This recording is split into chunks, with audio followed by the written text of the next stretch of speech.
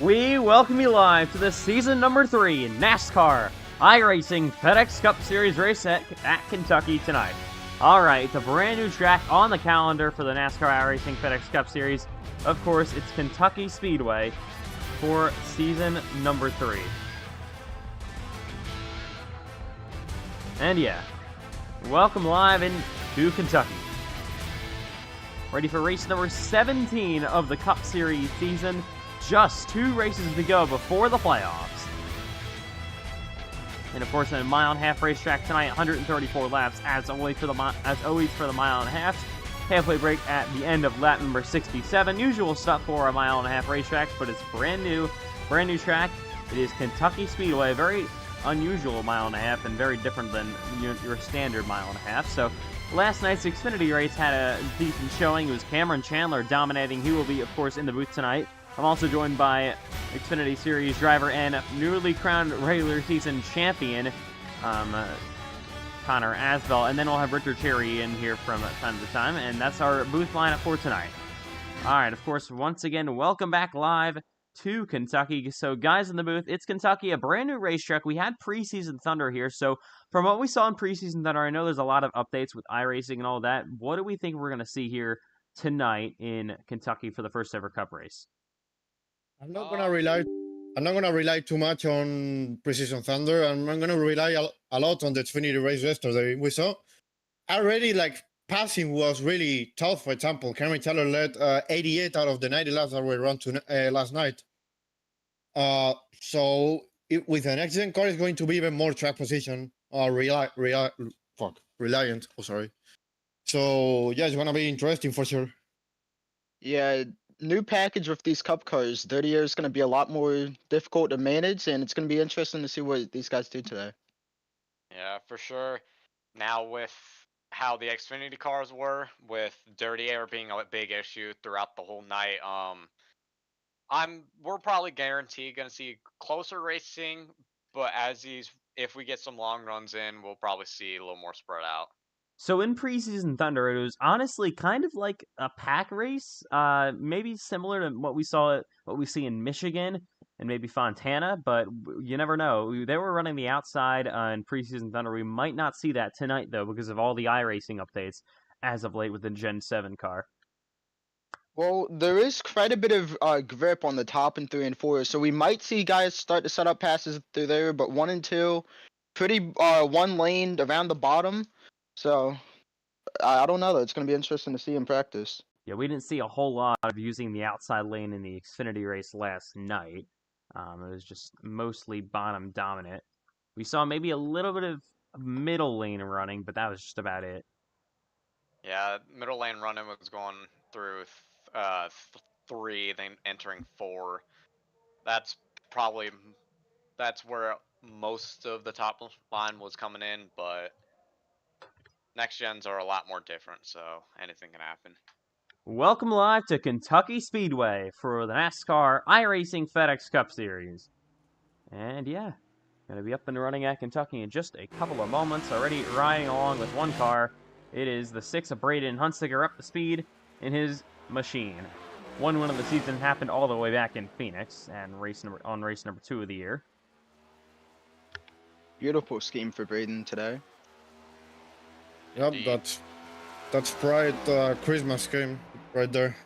I mean, it may earn him a few fat points in the AP Fat Poll this week, but still a great car. Yeah, Cameron, those points might be gained by Penson Lynch today, so if he's racing, he might gain those fat points again for sure. All right. So as down the front straightaway goes, takes the Hunsicker into turn number 1, and we'll see how the 6 car goes. He gets a bit loose out of corner exit. It was a little bit loose down there. Down the backstretch he goes into turns number 3 and 4. We'll see where he goes. He uses kind of the middle lane to start off. Definitely a lot higher than we saw pretty much throughout the entire Xfinity race last night already. We had a lot of track changes coming with the sun going down eventually. Yeah, for sure. One thing that is questionable with all these new updates is tire wear and how much will it affect, if any. Yep, as well as now they've put the iRacing has put so that you can retire from the races now if you get way too much damage. So that's gonna not too much at this racetrack, or it depends how it goes, but especially at racetracks like Morrisville or practically short tracks where there is a lot of wrecking, mainly because of the guys that have damaged cars and that can get back on the racetrack sooner than what they should. So it's going to be interesting how that plays at the races and everything. On the racetrack now in his Cup Series debut is Andrew Stacy here in the 96 machine. Of course, full-time Xfinity Series driver, just locked himself into the playoffs last night for the top 5 in Kentucky. And now he's going to be making his Cup Series debut for Giesbrecht Racing Management. And down the front stretch he goes.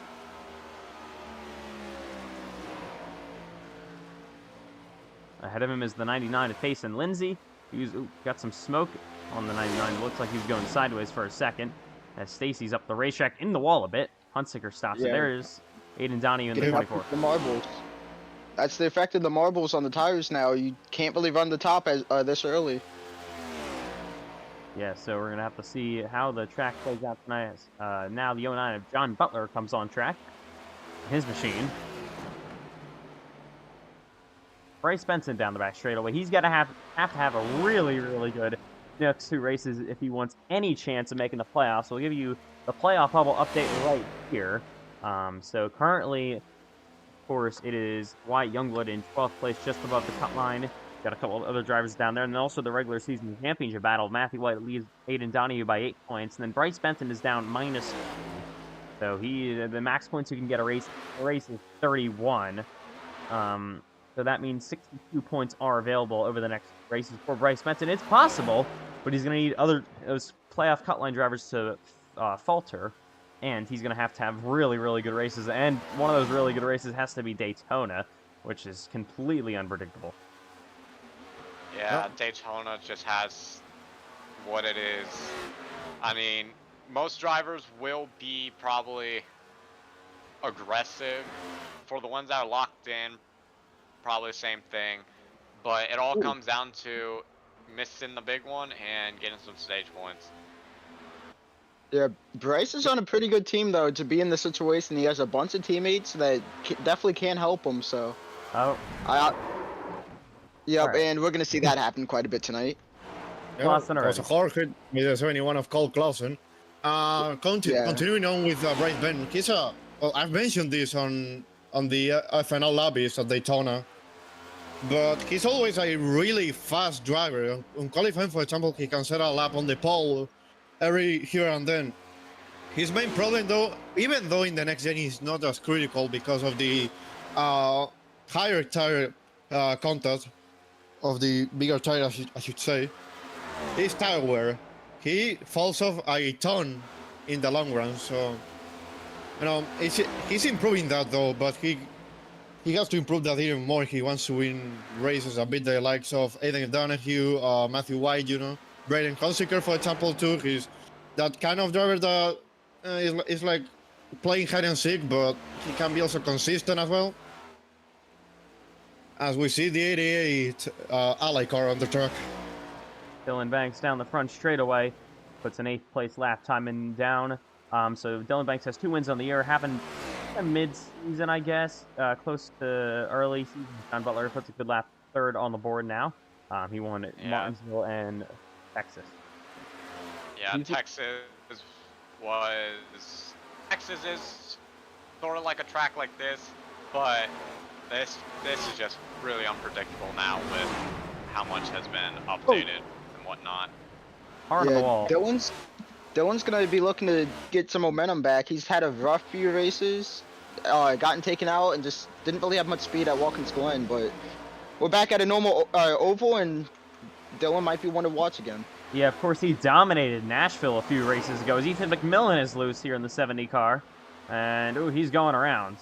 So dominated in Nashville, had a good race in Indianapolis. Both those races he got taken out in. And the one race in the last 3 that he didn't get taken out in was Watkins Glen, where he really was not having any race contending speed. And I almost said Cameron Chandler, but here comes Carlos Ortiz on the racetrack. Yeah, Cameron Chandler's in the booth, not on the track. Yeah.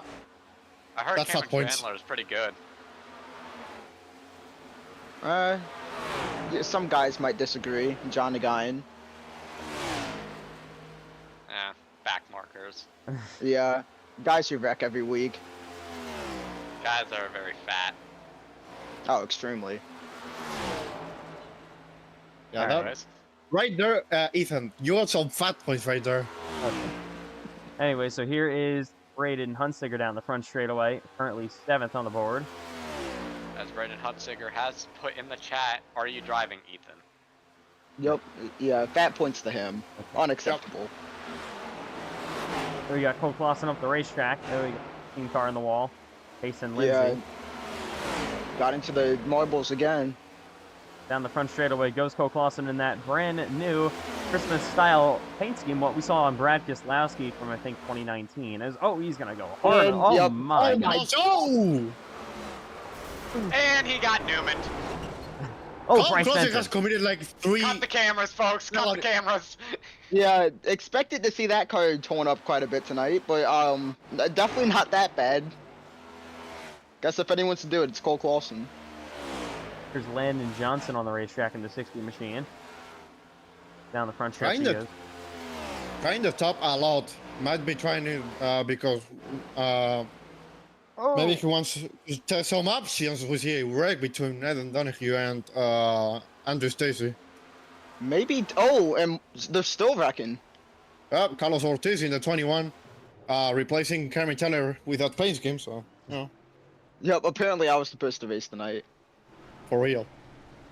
but maybe a little bit less marbles up on the top lanes than what we saw before, with all these people running it.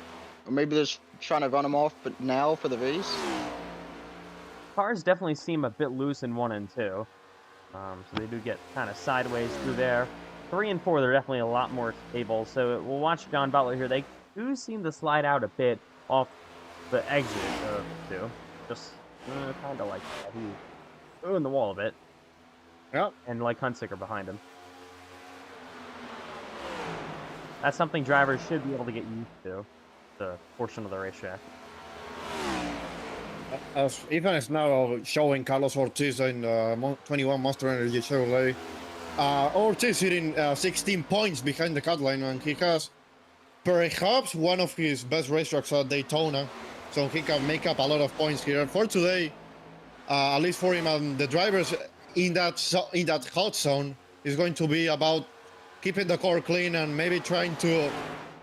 And for some of the drivers that are practically, quote unquote, practically out, and they have to like win, get the most stage points and everything, they have to go aggressively. So, you know, it's gonna be a lot of variation between those drivers at the cut line for sure. Yeah, Carlos had an interesting night last night. Got involved in 2 incidents and got pit maneuvered under yellow, and ultimately had to go to the garage early. So, not something you want when you're a cup driver trying to learn Xfinity, but he's trying to learn from that mistake and have a clean night tonight. Braden Hunsicker has been completely loose. I felt like off turn number 2. Gotta make sure he cleans that up.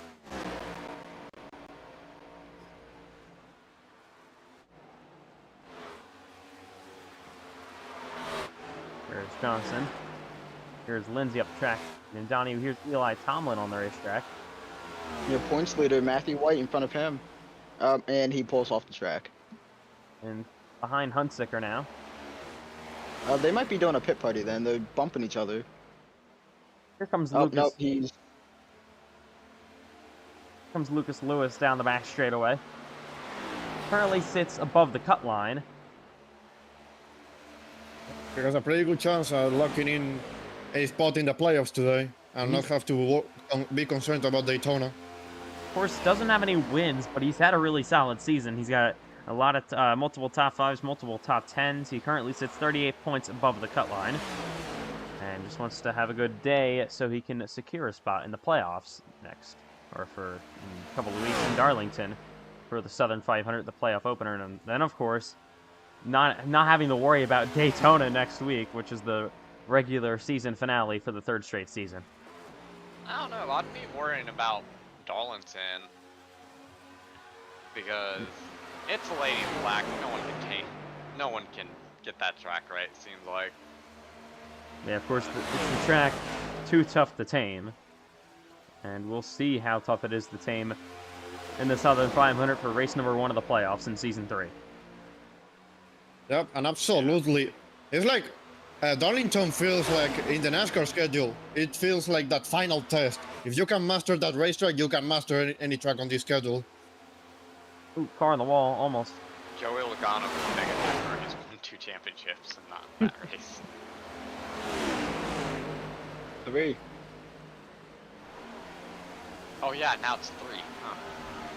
Huh. Got some racing back here.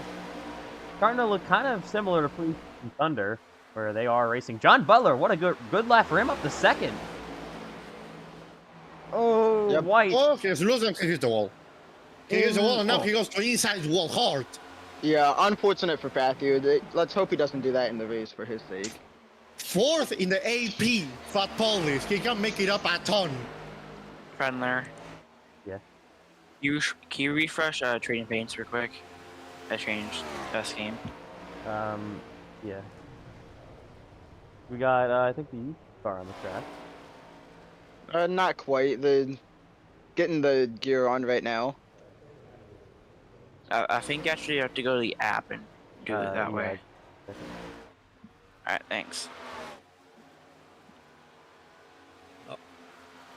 Also talking about Daytona, it's going to be like well, at least here in Miami-Dade County, we are getting out on December 19th from school, so there's going to be a lot more participation. So people are going to have Friday and, well, the next 2 weeks race, so it's going to be a lot more interesting, for sure, with more energy in the cars.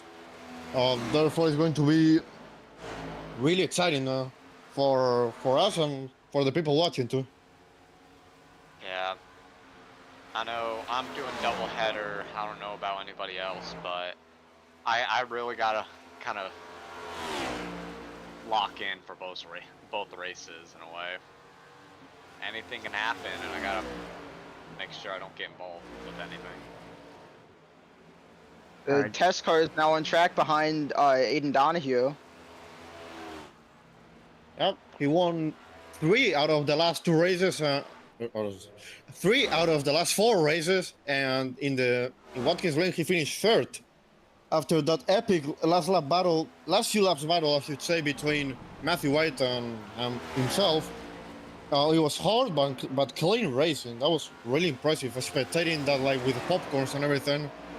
As we see Cameron Chandler, I believe it is, in the YouTube car on the racetrack. That's weird. All right. So, Yeah, it's the track lap car. So brought this over from Watkins Glen. We had to repair it after Cameron bent it into the wall. Let's hope that doesn't happen. We didn't see that though. At least I'm not like Matthew White though in Xfinity, wrecking that car about 20 gazillion times. Yeah, I think we're gonna have to go to backup next week for Xfinity. Yeah, I would just fire him honestly. Yeah, that's Matthew. Who? I mean, Cole Wilson is the biggest bust in the NASCAR FedEx Cup Series. Payson must be 2nd, but Matthew White is 3rd. Like, what? All right, well let's let Cameron Chandler take us around the lap. Yeah, so for starters, Ethan, we're gonna need you to like get a better crew for these test cars because they just have not been fast at all. This is pretty awful, honestly. So we're gonna dive it into turn 1. There's not really any grip as Donahue's doing his signature. We're gonna try 4th gear. Oh my God, we got 2 Al Qaeda members in front of me, and the test car's killed. Whoa! We have lost signal with Cameron Chandler. Yeah, thank God we brought a 2nd car in case of terrorism. Anyway, yeah, the tires are just getting warm too, so that's unfortunate. Don't worry, folks. We know we have backups. Don't worry. If we knew this was gonna happen, so. Lucas We Lewis. brought plenty after watching what happened to Matthew. Oh, And know, our Cameron crew is probably looking at us in they're probably crying right now because they don't get paid well, so props to them. We don't talk about that. It is not my money, it is good old Ethan Trendler's money. All right, well let's take a look now at Cameron Chandler. He's behind Habrilla. Give us a lap around this racetrack, Cameron. Yeah, like I said, apparently this car's extremely slow. Definitely not the driver at all. But actually got really good grip through 1 and 2 until the exit. Definitely not like the Xfinity car. A lot tighter than how Xfinity was. Doesn't really, yeah, definitely a boat we're driving. But yeah, just got to be easy on the wheel. A tiny bit of brake to get it to rotate. And yeah, that lap's good enough for 10. Let's ride along now with 10 left. We want to. Ooh, yeah, definitely. You can see how it bobbles. Yeah, it really. The second I get off the brakes, it gets really sideways, but.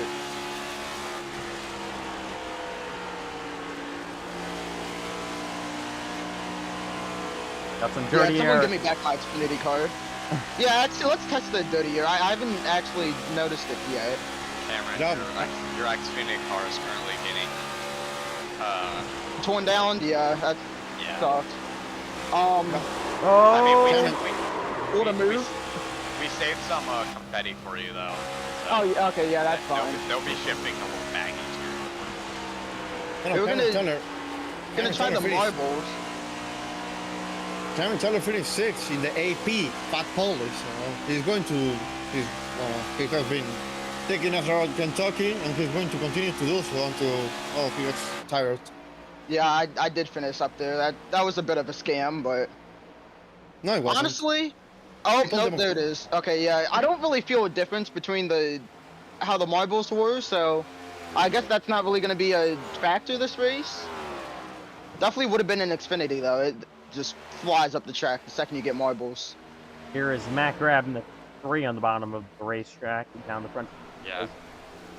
Back Well- grab has been very inconsistent, but he's been struggling for the past weeks, and I feel bad for him. But hopefully he can nail a good top 10, maybe even top 5 tonight. So let's take a look at the points here. Matt Grab currently sitting 11th in points, plus 21. So he's going to have a good night today if he wants to, of course, try to advance. Yeah, Mac and Cheese Grab doesn't want to go into Daytona and being a must-win. So. And in the top 10 in the AP Fat Polish as well. Yeah, it's a scam he wasn't higher up on the list. We really got to fix that for next week. People, Cameron, stop whining about it. People voted for the democratically. We gave the people the option to vote. That's what the people voted for, you know? They voted for Cole Wilson to win. They voted for Peyton Wilson to finish second. And everything, so. For one time, I'm actually going to side with Cole Wilson on this one, though. I think he was a bit robbed. Payson Lindsay definitely should have won that one. Anyway, for some reason, there's dirt on pit road, so we might want to get a track cleaner to go fix that up. That's the new update. I told you. Yeah, I don't I don't know why it's on pit road, but yeah, Ethan, go send a track rounds or something. We got people taking pictures of the cars that shouldn't be there, so I'm gonna go hire them. Yeah, it's the photographer's place by Lively's Custom Diecast. Official diecast producer of FedEx Cup Series. Oh, Lindsay gets loose. Hey, can I get race control? Yeah. Alright. Well, I can't give it to you because you're not technically in the session. Bottom list. Well, yeah, There. it doesn't let me give it to you. Though. Oh, there it is. Okay.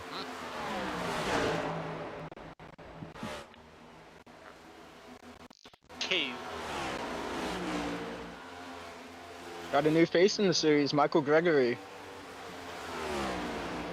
The 31 car.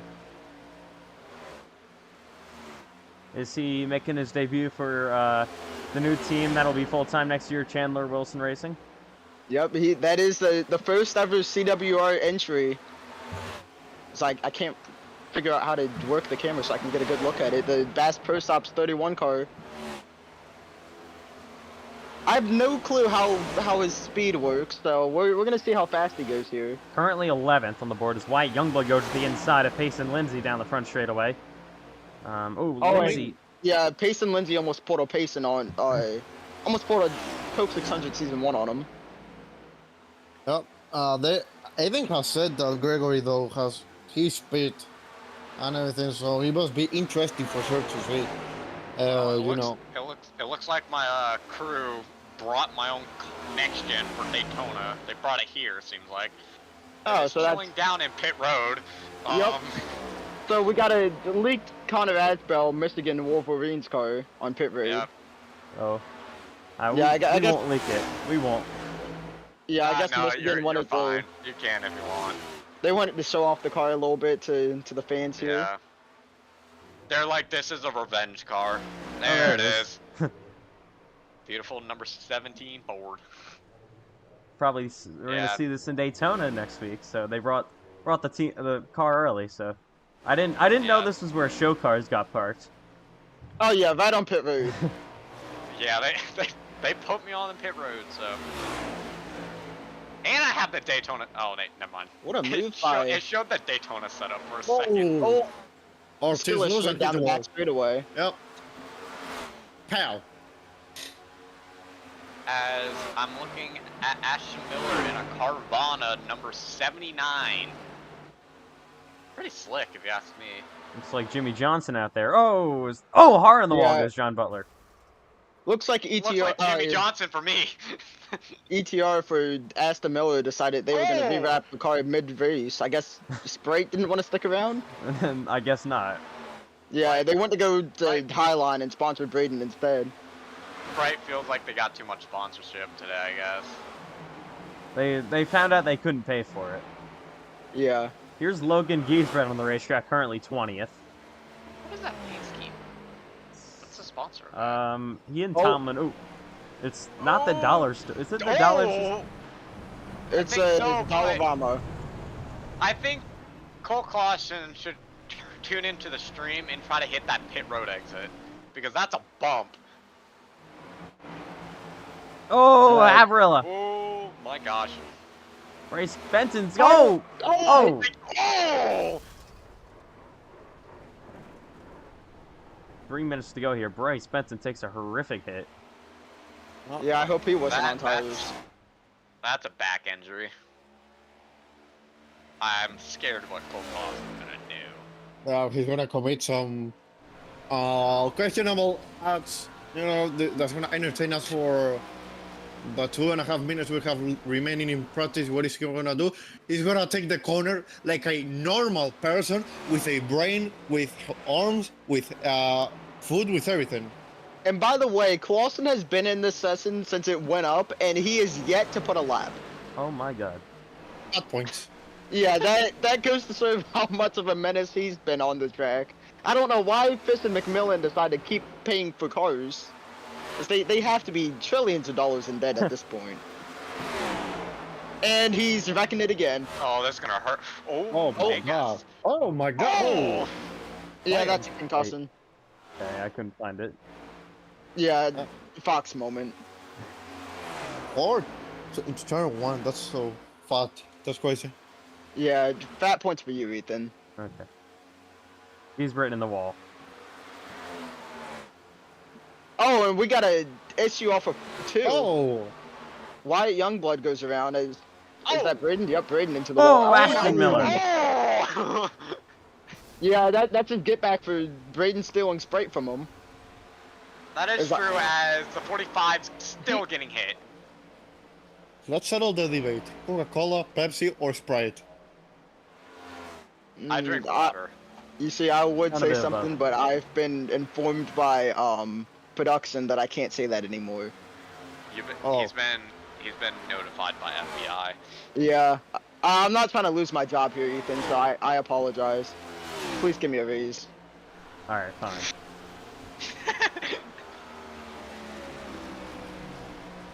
Actually, the track fee at Daytona is really expensive, so I don't think we can do that this next week. Oh my God, that is so. I And cannot Cole believe what Clausen I'm has hearing. died again. So, who's going to win the poll as we have 30 seconds remaining in practice?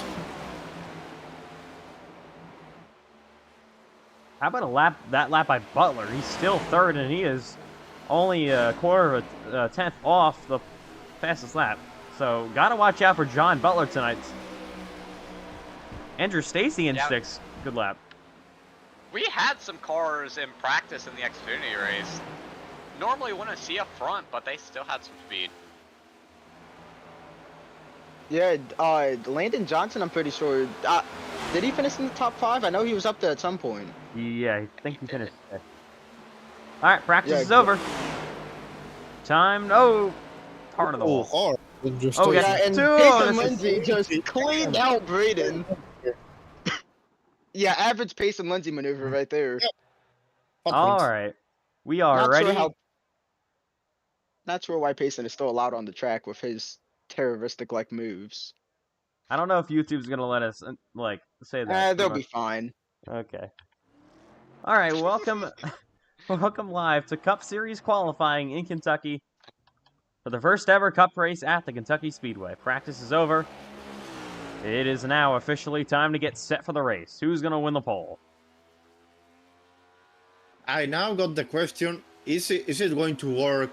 Is it going to be as effective to go to the outside, turns 3 and 4 with marbles and everything, than just do the laps? Because that's more dirtiness into your tires. So Well, from how I felt, I didn't even really notice the difference between being up there. So you still might see some guys do that. I don't even know if there is marbles up at the top of the racetrack. They might have blew all of that stuff off. So we're gonna see though. yeah, Pesolins is the same. Some wild stuff on the chat on iRacing. Cameron, I will find your family and hold you hostage. I heard that. Oh my God, we gotta get that man off the track. Why do we allow? Yeah, this is the reason. This is the reason why he wrecked last night, and he'll probably wreck tonight. All right. So, pole qualifying underway. White down the front straightaway. First lap of 30.9. Miller goes top of the board. Really good lap. Hunsiger now goes fastest ahead of him. Here is Giesbert. Donahue goes to third. Matt Grab is fourth. Stacy is second. Youngblood is third. Benton's fifth. Across the line goes Eli Tomlin to start his lap. Through 1 and 2 with the final time is Benton. There's Payson Lindsay. There is the 96. There is Logan Giesbert down the back straightaway. White, Youngblood as well. Matt Grab in the 3 and 4. Aiden Donahue. White goes top of the board. Cole Clausen is dead in turn 3, as always. Miller goes to second. Hunsicker now to P2. Donahue now second. Grab is fifth. Stacy is third. Dylan Banks now on the track. Yeah, Matthew White, the qualifying merchant. Of course, he's on pole so far. Yeah, what else is new there? We don't even announce at this point because it's, I don't know, it's usual stuff. Yeah, Fatty White behavior. I don't know what he does. Must put in like 700 qualifying sim laps for the race.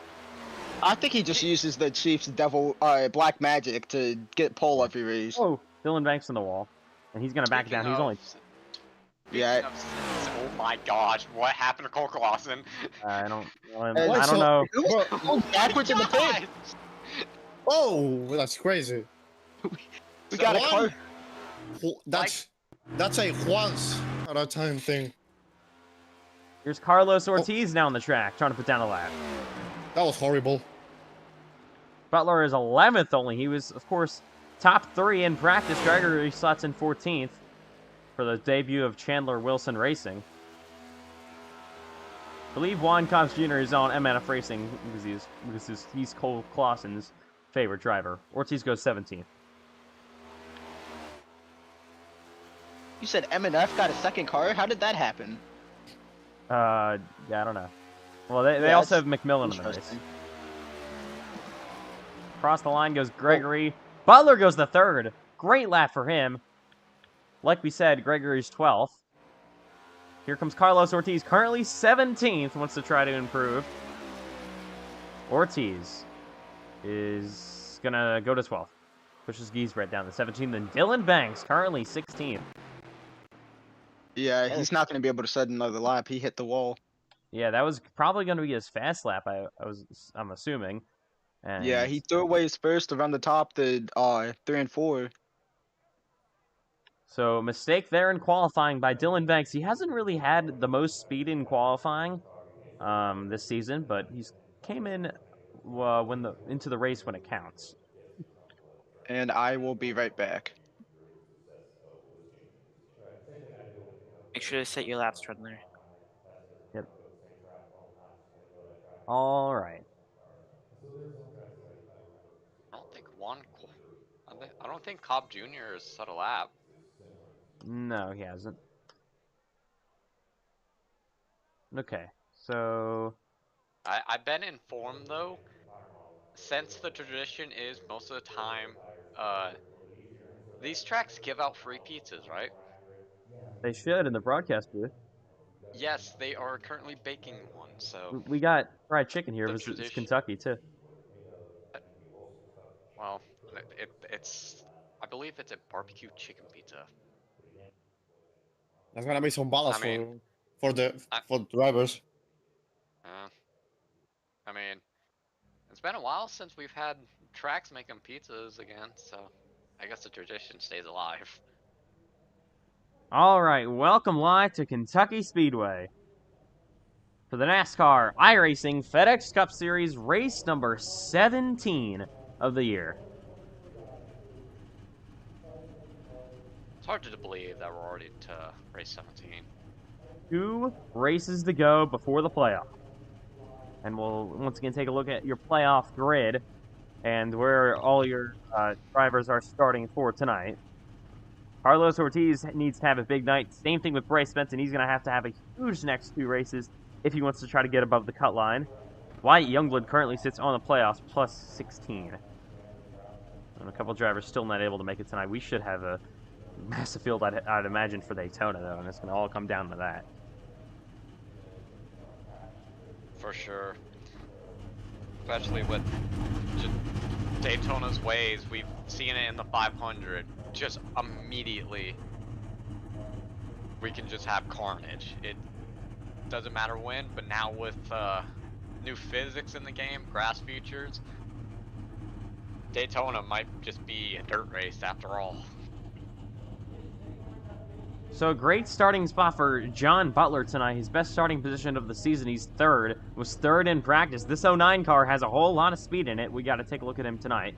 And then starting fourth is Andrew Stacy, a top 5 for Bryce Benton. He's going to need to probably maybe win these next 2 races, finish really good in the stages, and he's going to have Wyatt Youngblood and Ortiz and probably even Malone, Herring, and Daytona falter. So it's going to be a very, very tough situation for Bryce Benson. It's possible. You never know. But it's going to be tough for him. As the cars are going to roll off pit road and the storm is going to begin. And for the second week in a row, I am pretty sure that the test car has out-qualified 4 more people. All right. I don't know how this keeps happening, and it's kind of upsetting. Hold up, even my car out-qualified. The SO car without an engine out-qualified 4 cars. Let's face it, this car is golded. Congrats to my crew, man. They set down a good lap time. I think good old Billy Bob ran the whole lap. Yeah, they did a lap around the track with it in the trailer still. Yeah. But anyway, talk with the TCMC guys, Highline guys. They are extremely loose, and they say we're gonna be in 5th gear the whole race, or I forgot what they said. And Matthew White also did confirm he is practicing the same black magic the Chiefs are doing to pull off their unbelievable season. Braden shall be happy. All right, here we go from Kentucky. The first ever NASCAR iRacing FedEx League weekend at Kentucky now comes to its main event, the Cup Series race from Kentucky Speedway. Here we go through 3 and 4. The battle for the regular season championship is on between Matthew White, Nate, and Donnie. The battle for the playoffs on between Youngblood, Ortiz, some others involved as well. Pace car comes down pit road. The first ever NASCAR iRacing FedEx Cup Series race from Kentucky Speedway is underway. Not quite. Thought that was the guy at restart zone. Now we're underway. Green flag in Kentucky. And Andrew Stacy did not get going. Everyone stays in line though. 3 wide. Through 1 and 2, they go side by side. 1 at the inside of Donahue. He'll clear for the lead. Donahue goes back into second place. You got John Butler down the back straightaway. Bryce Benson on his back bumper. 3 wide action behind him. Matt Grab on the bottom of Ashton Miller. There's Havrilla there as well. You got the 45 of wide. Youngblood 3 wide goes Havrilla. Really making a wild move in the middle of the race. There are 3 abreast right now coming to a start-finish line. Got Miller. Contact, Jason Lindsay, Andrew Stacy. And one car in the wall. Barely tapped the wall, I believe, was Andrew Stacy. As we go further into... Trouble! Back straightaway. Andrew Stacy's gonna save it. Leave it. In the 96, he'll keep going. Oh, he's kind of back up in the traffic, but luckily he now hangs on. Look at this mess. My goodness. Matt Grab to the outside, 3 wide. That surprisingly was only one car right. Andrew Stacy did make contact with the wall right after that turn, so something could be wrong, but I don't think he hit it that hard. Matt Grab on the middle lane. There is Dylan Banks working low in the 88, where he kind of had the start that 15th place. Down the back straightaway once again. Youngblood almost ended his night early. He got really sideways off the 2. Yeah, he cannot afford that tonight. Only plus 16 with Ortiz, Benson, others gaining points. These Battle cars here. seem a lot looser than the Xfinity cars. That's very odd. Yeah, they were a lot less stable under braking. Miller will get a run around Youngblood and clear him. And we see it now in the cup cars, how they get loose coming off turn 2, even though it might not be as loose right now because of the tire build-up. But, you know, they were struggling for grip back in practice and in qualifying. So, as we see, side-by-side between Gregory and McGrath. Gregory around the outside with Matt Grab. He'll go into 11th place. You got Dylan Banks in the back bumper of Matt Grab. Probably going to be one of your contenders for the race win if he can get up here. Lucas Lewis running in 14th. Here is Banks to the outside, currently in 13th. Got Payson Lindsay's on the outside of Braden Hudsicker going into turn 3. He will clear him. He is starting to fall back. Oh, Lindsay gets a Let's go. almost Yeah. Hunsiker had a big bobble. Now he'll have Miller to his inside. Affiliated teammates pacing through a big block there. He let Havrilla by, but not so easy for Braden Hunsicker. Now you got the Toyotas of Miller and Youngblood on the bottom of the racetrack. Carlos Ortiz back there as well, as the sun is setting. Look at that outside momentum for Braden Hudsicker. Just cleared Ashton Miller down the backstretch. Here And comes, Youngblood being ahead of Miller.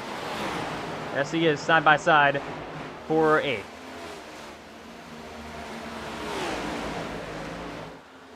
Seeing that 31 start inching his way closer to the 21. First start, and he's looking pretty fast as he tagged along. Side by side. I don't know if you may have been right with his predictions. About as we see contact between Youngblood and Aston Miller. Affiliated teammates making door contact in those Toyotas. They'll go back to single file. Oh, Youngblood to the bumper of Miller. Almost gave him the bumper there again. Oh, Miller! Miller caught the apron. Oh, What a save. he slides almost into the door of his teammate, the 45 of Youngblood.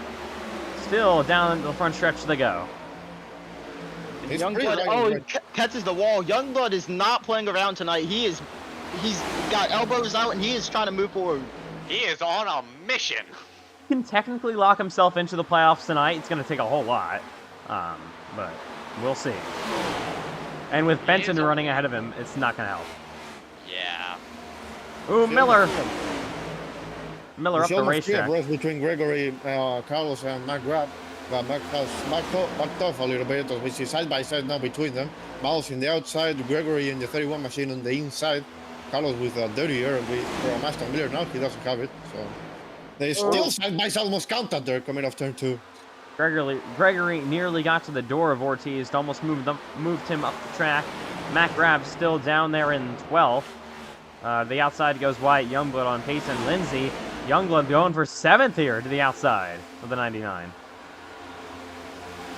These drivers are searching right now for every single pass because with this race car, the next gen car, we reward track position. So we might see also someone take 2 tires. Maybe guys like Bryce who have basically to pull off a miracle to win the race. We might see him at some point in the race take 2 tires. So we see Ashton trying to sneak his way to that in between Payson Lindsay and Youngblood. Oh, some contact. Miller and Payson, I believe. By side here once again. Lindsay sliding up into the door of Miller almost. And it looks like he'll clear him. They just doored each other hard down the front straightaway. Got Dylan Banks still in 14th place. He has not really made up any positions so far. Yeah, tough to pass here. You might just be trying to save tires and wait for these guys to start falling off. Gregory to the outside. He's currently running 11th, trying to get 10th away from Carlos Ortiz. In the 1 and 2 they go. Lap 12 underway. Ooh, Gregory gets loose on the bottom of Ortiz. He'll hang on to it. You see Carlos Ortiz taking the bottom now way too soon than it is expected. So now he slides up a little bit of the racetrack, but he keeps the position. Here's Miller to the outside of Youngblood. Youngblood, I believe, had a bit of a bobble, and Miller looking to take 7th place back away. For second, we got John Butler to the outside of Donahue. How about this? Butler, we of course mentioned earlier, was 3rd in practice, qualified 3rd. Now he's looking to take his 2nd place away from one of your most successful drivers this season, and one of the drivers racing for the regular season title, Aiden Donahue. He pushes him up the racetrack. They're still side by side down in the front straightaway. John Butler and Aiden Donahue. The 09 car has found a ton of speed as of late. If you look further back in this group, there is some pack racing going on from like 6th or 7th all the way through like 13th. Ooh, yeah. Oh, big block from Havrilla. The outside goes Hunsicker for 5th, and he will take that spot away as now Benson tries to get to the inside of Butler. Butler blinking just for a second. And this is kind of allowed White to pull away just a bit. And looking back here, this pack still continuing to race with Lucas Lewis. And oh! Mac Rapp almost turned in front of Lucas Lewis. Yeah, here comes Dylan Banks. Yeah. Haven't seen him all this kind of first half, and once one of these tires kick in, he's going to be chopping through this field like butter. Yeah, he got safe. He started quite well, and he's showing off right now. Now, it's going to be a matter of he's going to be able to beat the DDR in this course. Wyatt Youngblood was loose, and now Ortiz was inside. Yeah, wonder if Youngblood burned up his tires. You know, he's not really known to be that good at tire saving, as most of the ETR guys aren't. Okay. Cole Wilson, but I mean, he dominated one ahead of you. Okay, that's the road course. That doesn't count. I ult F4 that race. Yeah, both Youngblood and Wilson, ETR teammates, they both blew tires at Dover, so you wonder if Youngblood burned up his tires already. He's in the bumper of Ortiz, down in the front stretch they go. And into 1 and 2 goes Youngblood, trying to get to the inside of the 21. You got Miller ahead of them. There's Havrilla running currently in 6th. No, Hunsicker gets loose. Here we go. Benton to the inside of Butler for 3rd, and he'll get that position. Butler just gives it up, it looks like. Butler was racing for 2nd. He got kind of caught on the outside. Payson got a little loose off of turn 2, and it seems like is he falling back, or? Yeah, Slay. He's back to 10th. Yeah. A little less pace seems like for Payson, but maybe he's saving tires. Who knows? That's not. Yeah, I was about to say. He did make it farther than he did for Xfinity, though, so. That is true. Give him some points for that, but I don't know how much longer he's going to make it. This battle has been non-stop all season. White and Donahue now. Donahue kind of easing closer to White. Donahue was 2nd most of Kentucky last night in Xfinity. Now currently running 2nd right now. Is now John Butler trying to get some momentum to the outside on Bryce Benson as this battle for 3rd continues. Bryce Benson having a really, really good run. Same thing with John Butler. Butler didn't really need a good run. He was pretty good in the points, but Benson definitely does. I do question, though, with Donahue inching closer to Matthew, is the dirty air playing out the same like yesterday, where you can get to a certain, like, you can get as close as possible, but you still can't get around? It's happened at Xfinity. I think it might be happening right now. We've seen John Butler be able to get there, as now we've got a car off the pace, it looks like. Wyatt Youngblood down the back straightaway 3 wide for a second as Michael Gregory moves to the inside of Pace and Lindsay. Now, what was for 10th, now it's for 9th. Oh! In front of Dylan Banks. Wow! He will yeah, save it. Brett Dillon's heart rate went up quite a bit there. He's had that happen quite a few times these past few races. Where's Because now the he's heart bottom rate of cam? 3. We're having some wild racing here on lap 21 on the mid pack, as we see the 60 car of, I believe it is Lucas Lewis. Lyndon Oh, Johnson. I'm sorry. Oh! Sliding up a lot. We see side by side here between now Lucas Lewis and. Oh, Lucas Lewis up in the wall. Into the wall, He's yeah. riding it. That's the marble build-up. It looks like they didn't clean up the track enough. Yeah, that's a mistake there for Lucas Lewis that he cannot really make in here. He's okay on points, not locked in. Currently for Lucas Lewis, he sits 38 above the cut line. So he's not completely locked in. He has a chance to try and lock himself in tonight. We'll see. And here comes Banks around the outside.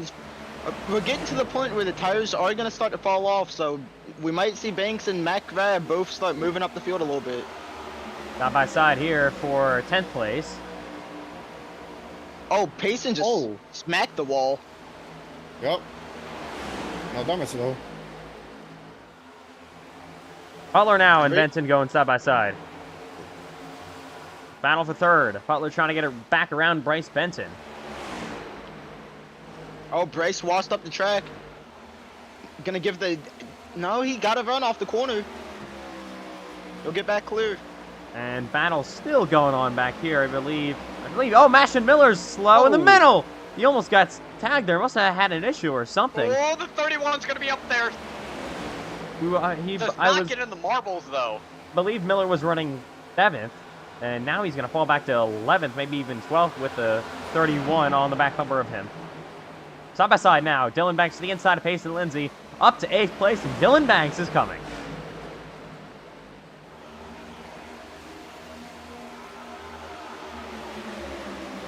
Took a while, but finally this 88 and lap number 25 is up inside the top 10. Payson's not going away, though. He's going to try to keep the pressure on him. And he got tight. Yep. Oh, Miller caught the apron again. Back to the inside of Lucas Lewis. As Michael Gregory up the racetrack had a bit of a moment. Luckily, he stays out of the marbles. As now Lucas Lewis gets into his bumper, almost tags Ashton Miller as this battle for now 11th continues. Yeah, hopefully Michael can pull away from this and the first CWR car is not killed. Side by Miller Oh, really, Lewis? and Lewis. Both of them get Lewis, both save it. We've got a side-by-side battle between Landon Johnson and Wyatt Youngblood for 14th. Aston Miller has been struggling a lot. Seems that we don't know quite exactly what happened to him, whether he hit the wall, whether he got loose, but he's struggling a lot. He must just burned up his tires, battling a lot in that mid-pack battle that we had in these first 27 laps of the race. You got Okay, Mac. Grab all over the back bumper of Payson. Oh, and Wyatt Youngblood with Youngblood. a huge slide. Kyle bussing it. He will save it and keep on going. Seems like a lot of guys are burning up their right rear instead of their right front, or at least equalizing it. Because that's one important thing when it comes to tire wear or tire saving, is you don't want to have one tire being more dominant than the other. That just causes an off balance. I know last night in the first run, I used up my right front a lot more. So that's kind of why I started falling off once when Donahue passed me. But yeah, it's just tiny mistakes drivers make, and they kind of get it in the long run. Ooh, Havrilla got a loose plumb on it. Now he is starting to get caught by Carlos Ortiz down the front straightaway. How about Carlos Ortiz? I'm going to be honest, as of late, we usually don't think of him as a tire-saving driver. He has been very, very good on the long runs. Yeah, especially in the Cup Series. He's been showing signs of improvement. A lot more speed on the long run, and even on the short runs. So, Carlos, he could be a dark horse to end up getting a good finish here. He might be getting... Even let's see if he can catch better in closer car. It's gonna be tough, 2 seconds back almost, but he will get a little bit of stage points, which they're gonna help a lot because he's 60 points below the cut line. So and Youngblood is not scoring any stage points at the moment. He's sitting in 15th place. So it's gonna be interesting for sure. Bit of a moment for Havrilla, is that's gonna let Carlos look to the inside. He's gonna chop the nose. Havrilla's car does not seem to be handling the way he wants it though. Yeah, he has been honestly one of the worst drivers on the long runs this season. Usually really just falls off. As iRacing is, I don't know what it's doing. Really. And okay. Look who's behind Carlos now, Dylan Banks. Here comes Banks trying to get 7th away from Ortiz. He's on his bumper, going to the inside. Saw an opportunity as Ortiz goes up the racetrack just slightly. Oh! Really good for Gavrila. And this is going to maybe split him 3 wide on the front straightaway. Yes, it will. Dylan Banks 2 for 1 on the bottom of the track. Still 3 wide in the 1 and 2. This might be the perfect chance for McGrath there in that 53 Ford. He's been watching with some popcorns right there, and he's going to take advantage side by side between Carlos Ortiz and McGrath. Banks up to 6 as now Havrilla continues to fall back. Oh, Carlos got sideways in 3. Payson Lindsay got sideways in 4. These cars are loosening it up. Really something we didn't see at all in preseason Thunder. That just shows you how many updates there have been to this racetrack in this car. Yeah, we've gone through, I believe, 2 whole new builds since preseason Thunder. So these things drive nothing like how they did back then. Yeah, preseason Thunder was kind of useless, to be honest, then. Of course, it was also useless for the track conditions currently. We're still sunsetting, as you can see. We'll be under the lights shortly. Fully, I mean. So here's Dylan Banks. Havrilla back to the inside of grab. Not going got away. a little tight. Almost contact. Ortiz back there as well. Oh! Oh my Whoa! gosh! That was wild. Up the racetrack goes the 50 of Havrilla. Now he's got a bumper from Ortiz. He's going to go to the outside. Ortiz was about to turn him. Yeah, and Payson Lindsay's closing in, so this doesn't seem too promising as Havrilla gets sideways. Oh, he's to his door once again. Almost door slams him down the front straightaway. Payson Lindsay there up on the outside. We are now 35 laps in, and we're still having side-by-side racing. Yeah, good battle back here. I'm seeing a lot of people in the corners going through maybe one lane. Oh, Havrilla just got real Oh, loose. Aston Miller. A big loose moment. He'll save it. A thing like throughout lanes. That punishes the right rear quite a lot and basically makes what we're seeing now. These race cars really loose. For example, Brock Cavalera is really, I'm noticing like falling off a ton. Or Aston Martin, for example. Bad for Havrilla too, because he's not only just loose, he's pushing tight too, so definitely the worst possible combo he can have for this car. Dylan Banks. Payson's all over the back of his teammate. Dylan Banks still has some time to make up as now Lindsay goes to the inside of Ortiz for 8th. Hunsicker and Butler are racing. Yeah, That's what I meant from Carlos. these 3 have been all over each other this whole entire run. As Hunsicker will clear for 4th. Butler, we might see him fall through the field. He's been running the top the whole this whole run. But at the same time, he has been up here, so I don't know. Something you really can't do once there's long runs. Lap 37 underway. We've been under green so far, and this might change in a minute with Havrilla way up the racetrack, and maybe even the marbles just for a second actually stays going. Gregory to his inside. Miller is up there as well. Oh, he's in the wall.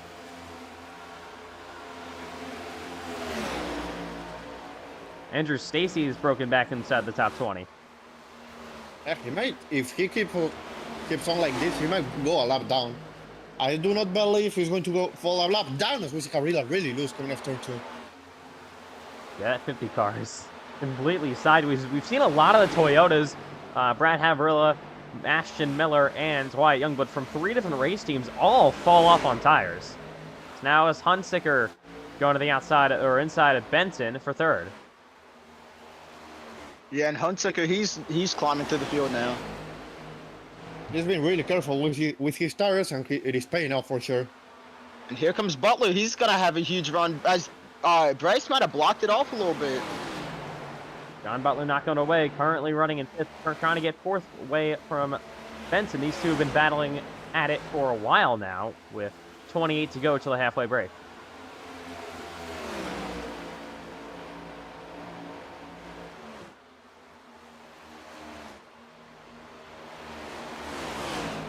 Still another battle here, side by side, Lucas Lewis and Carlos Ortiz. Lucas Lewis now trying to get ninth. I was trying to pick up what he lost right during that battle, trying to get back Cabrera, which everyone else just took advantage of that and advanced positions, including McGrath, who's sitting in P7. Oh, hard of the wall! Hard in the wall! Gregory! Oh. Caution, we'll see. Yeah. Oh, caution. All right, first caution What of the a night. arc here! First caution of the night, and Michael Gregory is absolutely destroyed, and that'll probably end his day. That definitely ended his day. Let's take a look. And sorry Unfortunate. to say, Cameron, Yeah. you said it literally 10 laps. Oh, yeah. early. Oh, big Oh. overcorrection. That's a horrible hit into the wall. Let's run along with this 31. See Yeah, what... we're gonna say something might have broke on that car. Yeah. Let's watch his hands for a second.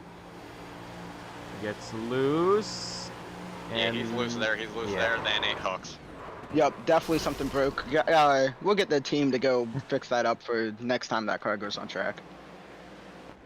And Michael Gregory has officially, of course, gotten out of his car. He has retired.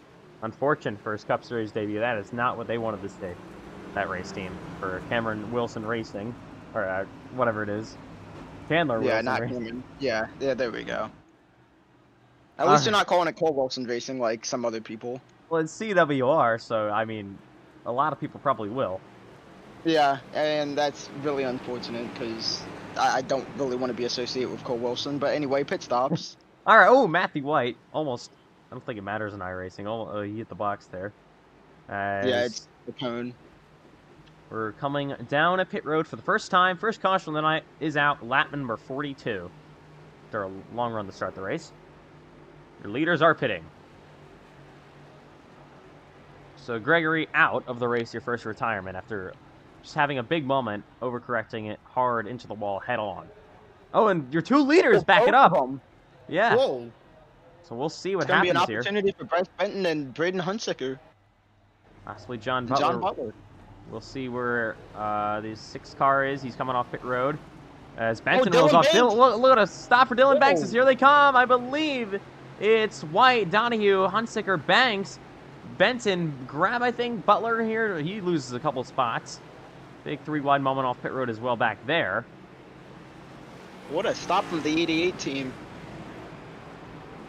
All the way up to 4th, and it is going to be a really short run. So if it was wild in the first lap, now with stage points and everything up to stake, it's going to be even more wild. And also with deciding the regular season championship between Matthew White and Eden Donahue. Matthew White has led like every single lap so far in this race. All right, first caution, of course, on the night, out. Coming to lap number 44. And just in time, Kentucky's pizzas are done. Of course, it took them a lot longer for the first caution to come out in Kentucky than last night. We don't really talk about the start of that race. You know, I'm gonna give a very praise to Payson Lindsay here. He actually had slightly worse, like only 1% worse tires than Matthew White. So, great job for Payson, as much as I hate to say it. All right, so cars in the back, Clausen, Mickle, and everyone else catching back up. We will restart on lap number 45. And how about Dylan Banks now in the battle? Top 4 have been probably your 4 best, most consistent, and winningest drivers of the year. Man, Kentucky might have my favorite pizza yet. Absolutely. I have never tried one. Oh, they gave me a barbecue chicken pizza, and it's the first track that actually gave me something that's not pepperoni.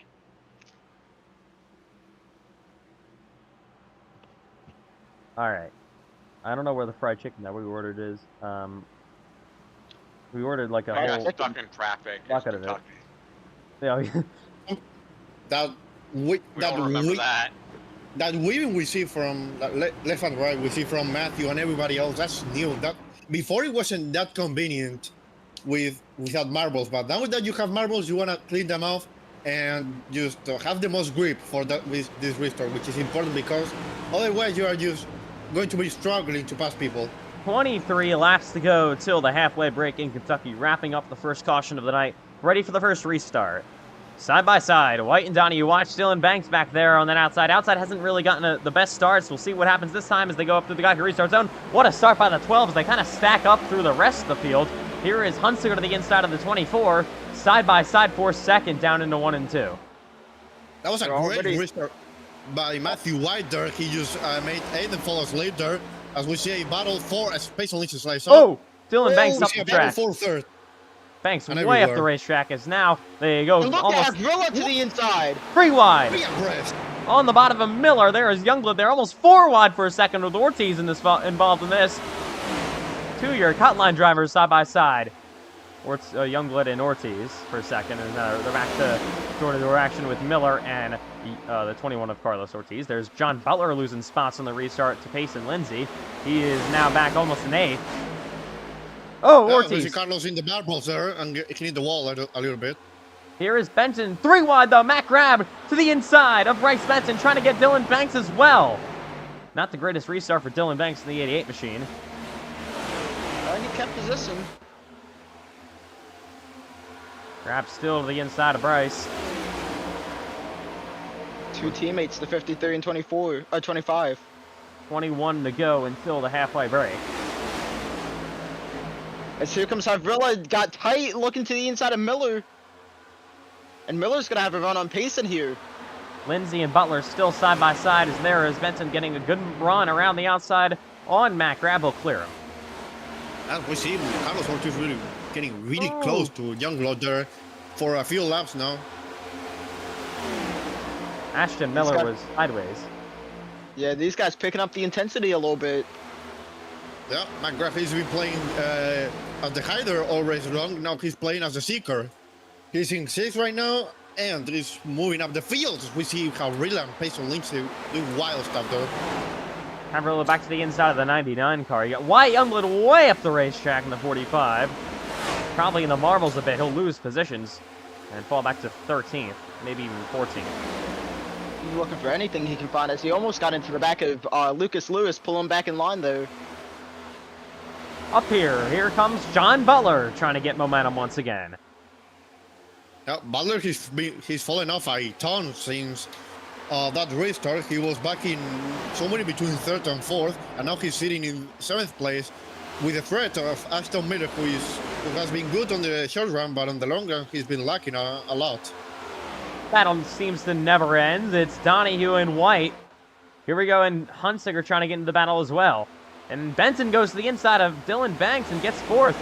Banks not having a good restart at all, as there is Matt Grab up the track, John Butler as well. Yep, and then Donahue there in the lead trying to seek for some cleaner. It's going to be a rematch from wall. Side by side for the lead. Donahue and White. Will this present an opportunity to Hunsinger in a moment? We'll have to wait and see. Door to door, is White going to try to keep it on his outside? Yes, he will. These two, of course, battling for the regular season title. An aggressive move for Donahue. Go down to the inside and take the lead away for the first time tonight. White back to the inside, a crossover for a second. He'll be on his bumper once more. Maybe going to almost gave him a shot. Oh, Donahue is loose. Up into the racetrack. White's almost in the walls. They're side by side. Great battle for the lead going on. And this is allowing Hunsinger to close up. Hunsinger being the spectator in this battle. They're still side by side racing hard, but racing clean. The regular season championship contenders. 2 teammates showing the field how to fight each other hard but clean. As they're still side by side in 3. Back to the inside of White goes Donahue. White getting momentum. Oh, they're almost going to come together. Contact. Once again, somehow they keep it off each other again. Still side by side, a good run around the outside. I believe White nearly has him clear. No, he does not. Back to the inside goes Donahue. White tried to use some of his black magic by disappearing for a second. Donahue's going to have nothing of it. Still dead even off of turn 2. Here comes Hunsinger down the back straightaway. Where's he going to go? Look at the drive White just had off middle of 3. But Donahue Sees wants to keep it to his inside. He will not. White will re-clear him down the front straightaway. But Matthew does Aiden Donahue have something for him? Matthew Donahue- found a ton of grip on the top of 3 and 4. That got him the lead back, but here comes Donahue. Oh, he's sideways. loose. He's in the wall hard. The wall! And now Hunsicker takes second away. Aiden Donahue slams the wall. He will save the race car, Oh my. luckily. Payson Lindsay just sent it in on Harvard. Oh! Them up the crest. Payson predicted he's going to slide through the grass, lap 62. That almost happened on 54. 13 to go till a halfway break. Great battle for the lead. Just finished up, and now we're side by side for 9th place with Lindsay and Havrilla.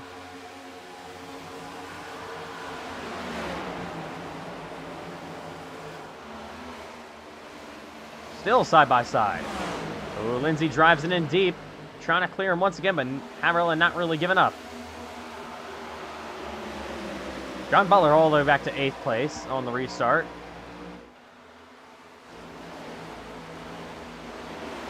Oh, Payson hit the apron, got tight.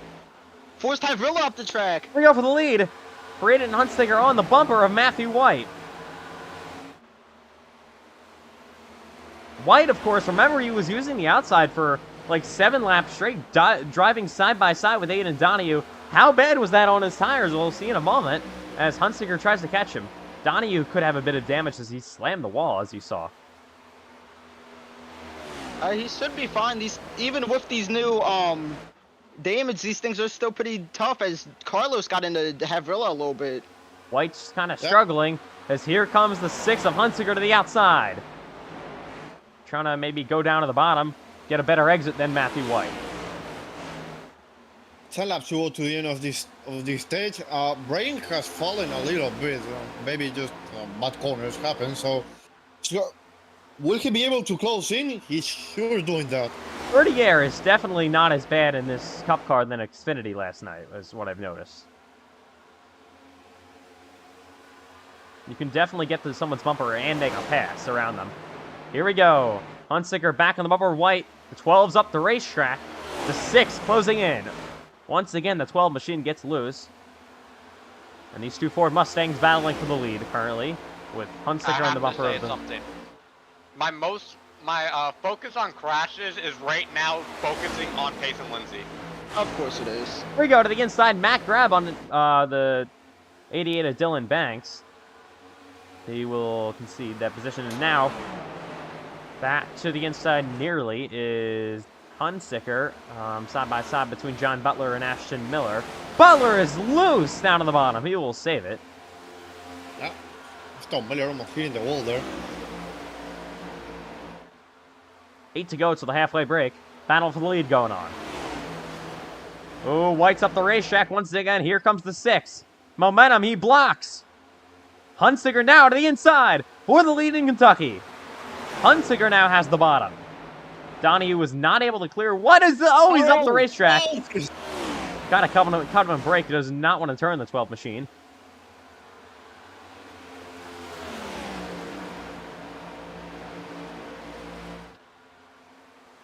But a great battle going on currently.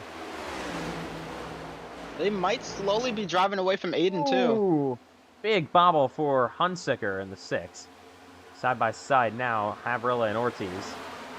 Lindsay there as well. Havrilla gets momentum, and he'll clear the 21.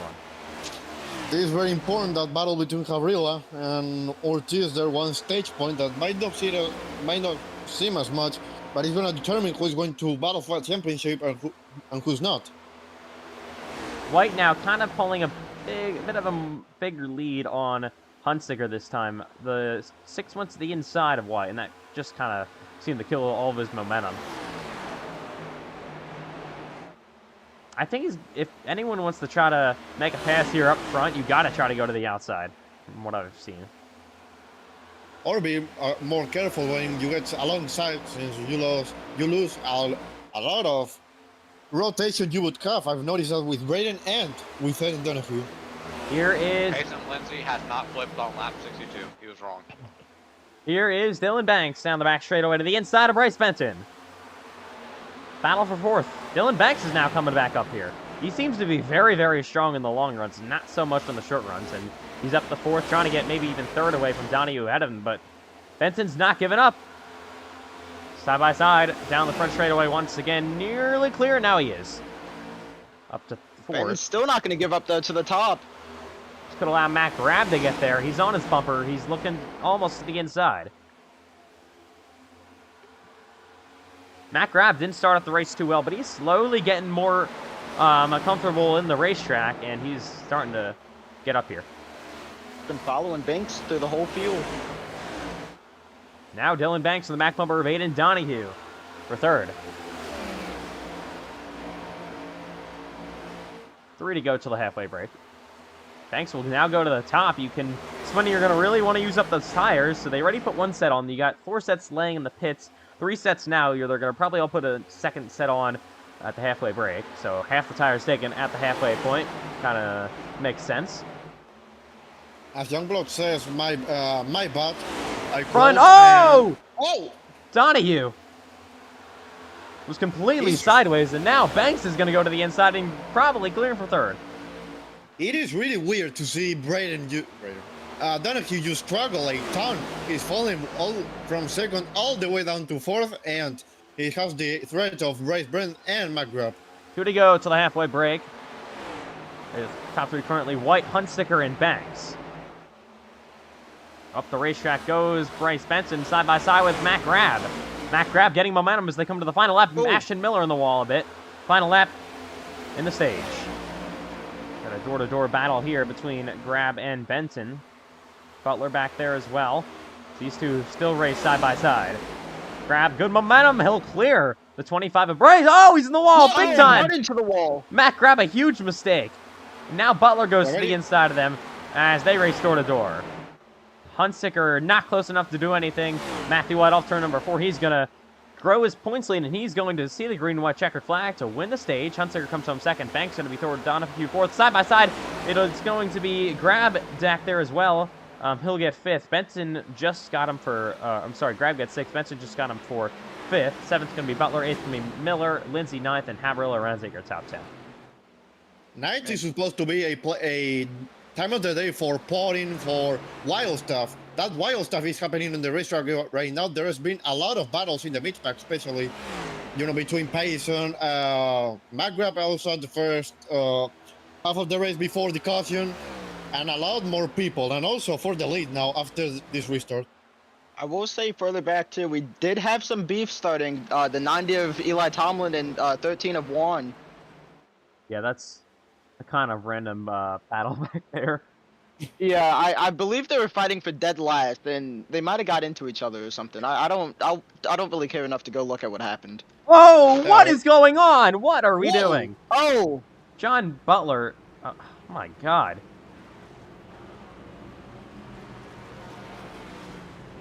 I'm not really sure what that was. And, of course, right into the back of Matt Grab, continuing his unfortunate run.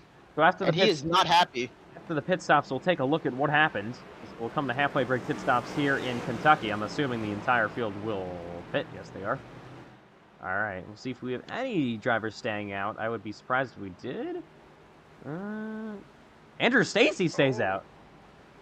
Bit of a voice crack That's there. an interesting call. Yep, that's going on the video. Slideshow. All right, Oh, coming. man, what? They pulled my car back out. gotta we show it off. Halftime show. Yep. All right, drivers Just on go pit do road. burnouts. We'll see Huntsicker. He doesn't have the greatest pit selection back there. 4 fresh Goodyear tires for your leaders. John Butler, he has a bit of damage. He'll have to try to repair that, and he's going to have to probably try to come from the back. Off pit road, first back there. It's a good stop from White and Donahue. Donahue's going to get second place back. Third, it was side-by-side for the lead almost for a second. Third's going to be Huntsicker. Banks falls back to fourth. Fifth's going to be Miller. Good gain for him. Benson going to be back to sixth. Seventh's going to be Lindsay. Is now. You can see Mac Grab. He's probably still going to be on pit road. That is terrible luck for him. Let's take a look at what happens under this caution flag. Just a strange moment that we usually don't see a whole lot between Butler. So let's just actually ride along with John Butler here. That, according, he says Oh. he doesn't know what happened. I do not. We do know what happened. They That's didn't pull just- off of turn 2. I mean, yeah, and you hate it for Matt Grab as he just, without fail, just consistently getting screwed over by things he just has nothing he can do about. In the most unusual ways, too. Oh my gosh, why is my car so bright? Oh, yeah, we're gonna- Oh my gosh! It's gonna Right. even more when it's on the racetrack in Daytona. Oh, I will be right back. I forgot to do this. All right, so we are going to restart on lap number 71. So Oh. Andrew Stacy stays out on old tires, so we're gonna see how this goes for the 96 on his Cup Series debut tonight. It Matthew can White. go one to two things, because we seen someone stay out yesterday in the Xfinity race, and that really stack up the whole inside line, so it's probably going to be the same. Carlos Ortiz pitted at the end. He'll fall probably to 20th. So we're gonna restart over halfway now. After the halfway break is going to wrap up in Kentucky on lap number 72. So White is going to be on the outside lane. We're going to see if that affects him because the outside lane has kind of just been getting terrible jumps. We'll see.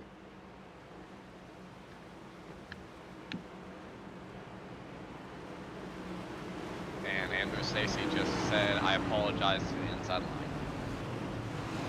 Okay, really quick, Aiden is not happy about losing the stage to Matthew. So, we're gonna see how aggressive Aiden is here on this restart.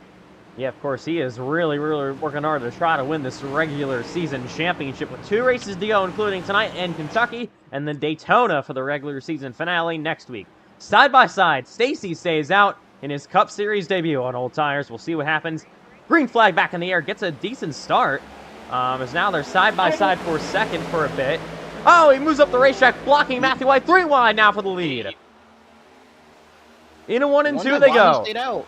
And Donahue is going to clear for the lead as Matthew White gets moved up the racetrack. for Oh, it's Stacy 96. sideways. Oh my Youngblood sideways. goodness. And here comes White. Back to the inside goes White, trying to take the lead back. Havrilla up maybe in the third, side by side with Benton. And the one person that Oh, really contact! out of- Anyways, the one person that really had the worst of it was Braden Hunsicker, from 4th to like 6th right now. Yeah, you know he is not happy. Oh yeah.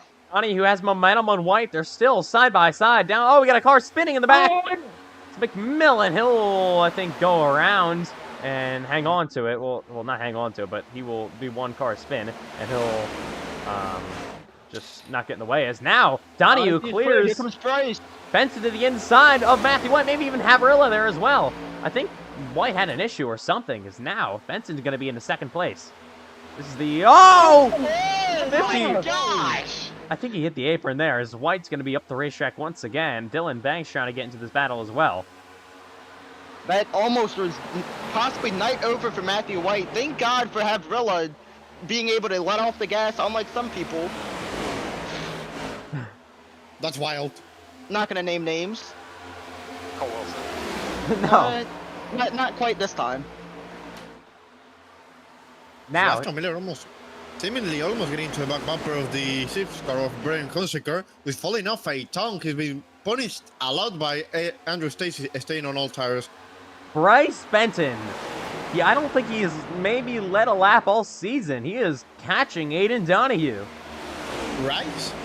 With the pressure of Matthew White behind him. 3-way battle for the lead going on in Kentucky.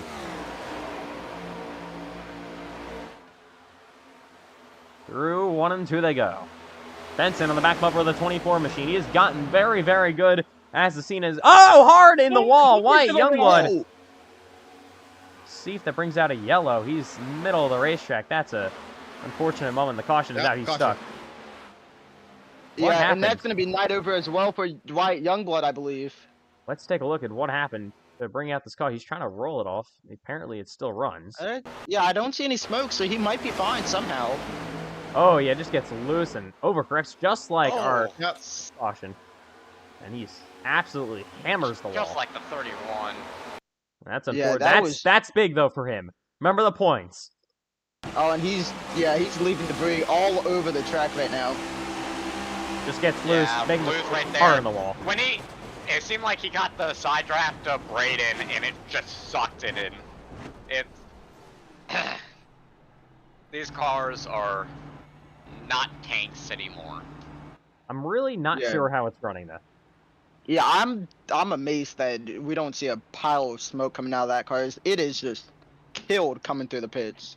And there's the It is a great opportunity for people in the cut line to gain some points now, because he didn't gather any stage points, and he's going to finish second to last. So it's going to be interesting for sure how now they race. Payson Lindsay, Andrew Stacy, Carlos Ortiz. I can't see the rest. What's the fuel mileage for this track? John Butler still has damage. This is probably a good timely caution for him to try to repair something. Good track position for Matt Grab, I think, as some of these drivers will stay out and pit.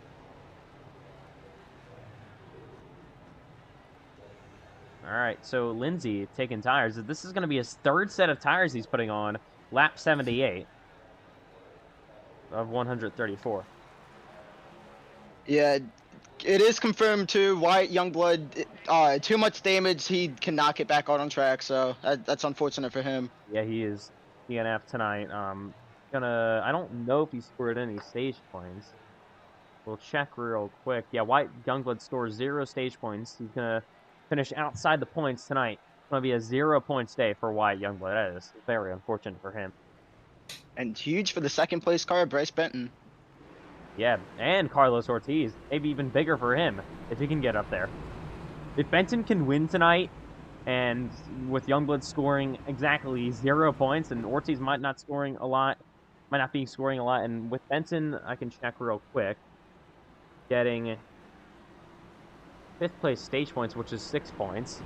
That's going to be big for him heading into Daytona. It's not over yet for Bryce Benton. Yeah, Bryce Benton, or not. Here's another call we could say about Andrew Stacy. He's the one that stayed out at stage, and now this caution came out and helped him with tires. Will that come into play later on in this run? Andrew Stacy, of course, hasn't been the quickest tonight. Was really, really good in qualifying, but currently runs 14th. He did pit, so Yeah. yeah. All right, so Youngblood will retire after a hard shot into the wall. After he was having an okay day. Nothing flashy, but nothing terrible, and was on track for some solid points. And just unfortunate that incident happened. Thank God his fictional driver climbed out of the car and he's okay. Yeah, he'll be checked out at the infield care center here in Kentucky. All right, we're going to restart here on lap number 80. Oh, and we found out where the Kentucky Fried Chicken went. They're going to the hurt drivers, or the... Oh my drivers God. That is Oh my- unacceptable. Yeah, go get Bojangles instead. Oh my God. Unbelievable. Don't worry, Popeyes is coming through. Which is very surprising, but... Yeah, I'd prefer Bojangles, but we all got a taste bud. All right, here we go. Benson has, of course, the outside lane has not really been getting going tonight. We'll see how it goes now. It got a decent restart before, but that was with Andrew Stacy on the front row. Here they come. Back to the Geico restart zone. Can Benson do anything? No. Donahue. Oh, and Benson completely. that's gonna be a penalty. For who? Havrilla took it 3 wide too early. Oh, yeah, the 50 is going to have to serve a drive-through penalty. That is unfortunate after he was running in the top 5. Dylan Banks passed Bryce Benton. Give him a drive-through. Yeah, Ethan, I'd want you to do that so I don't have a mishap. I can't really... Here, I'll do it. Oh, contact! Whoa. Benton up into Bryce, the door of Hold Hunziker. up. Bryce, that's something because of the inexperience he has restarting up front. For example, he restarted second, and you get that pit limit, and you know what? are afraid of committing a violation there. So you just are way too conservative, and therefore you used restart as he did now really slow. He's dropping back to 7th place. Side by side, there's Benton. Side by side. Oh, Miller to his door. Pushes him up the racetrack. Almost gets into it. Now we got a battle for the lead starting to heat up with White on the back bumper of Donahue once again. As Haverilla, unfortunately, is going to have to come down pit road to serve that penalty from third.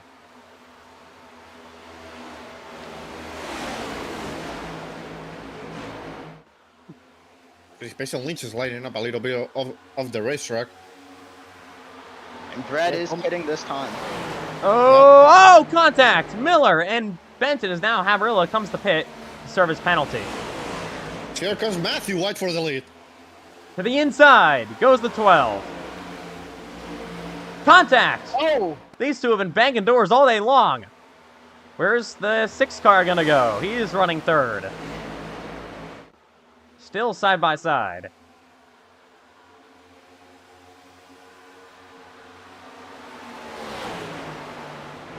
White back to the inside of Donahue. Up the racetrack goes the 24. Braden Hunsicker trying to find a line through this.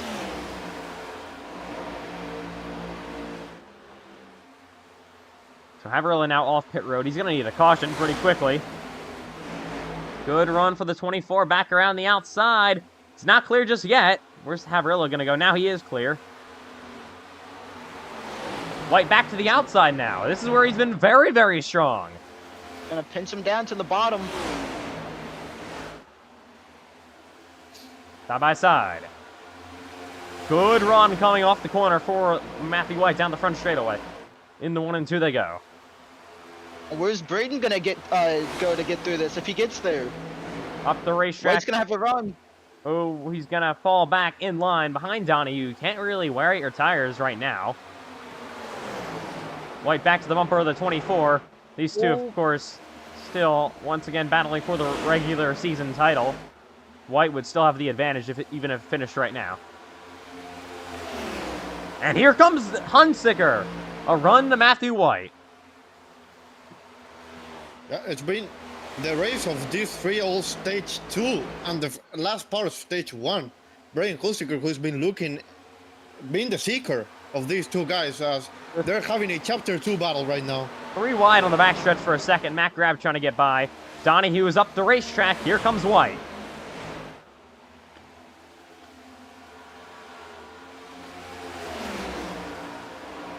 Yeah, Donahue said he's not happy with his performance tonight, even though he's ran second all day. Not enough. He wants to take the points lead, and he's doing so right now.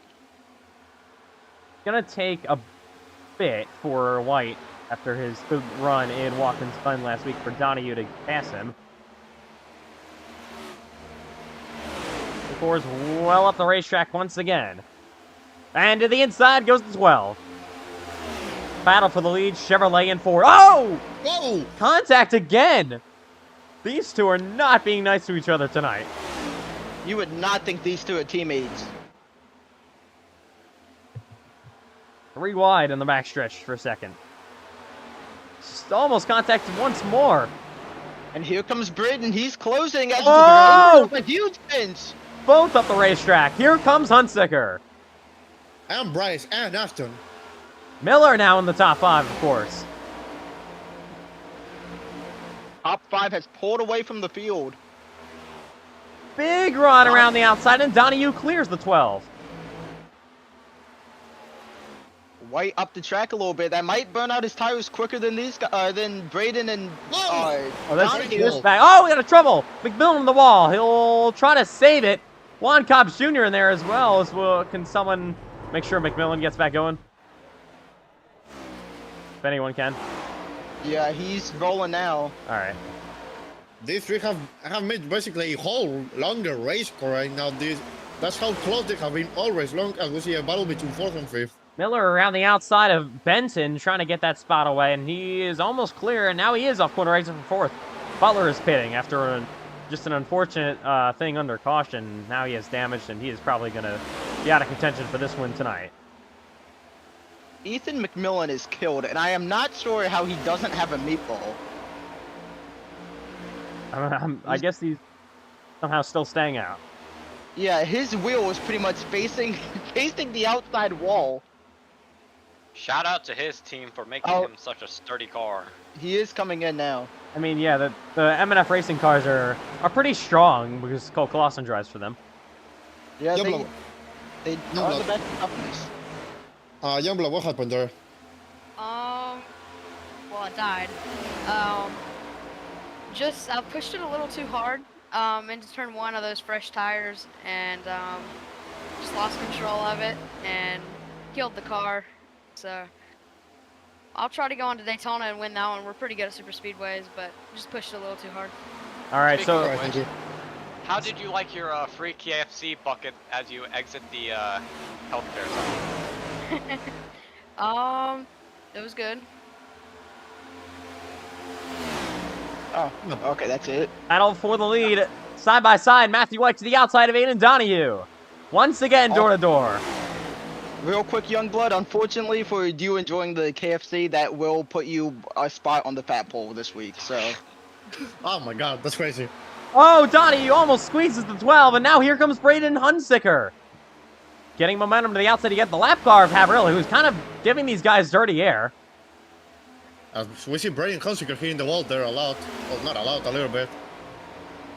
Haverilla would love a caution pretty soon.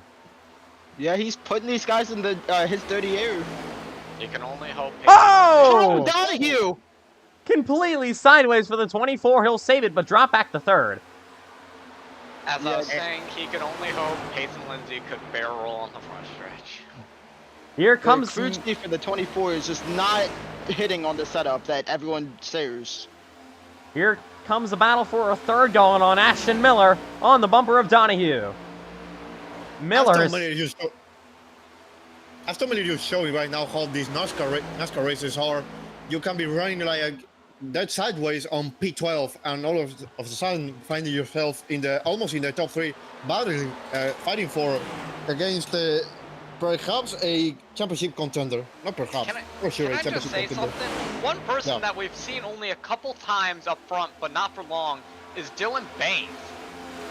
He's been very quiet today. Yeah, currently running 10th. Dylan Banks, 3 seconds behind the leaders, and yeah, he's just not had good speed. He was cutting his way through the field early on under the long run, but now as of that all wrapped up after the stage, he has just not found any speed in that 88, and he currently runs behind Lucas Lewis. And Bryce Benton also has lost the pack. He's fallen back. And this lap car is definitely not helping Matthew White. And here comes Miller, almost to the inside of Donahue. Nothing yet.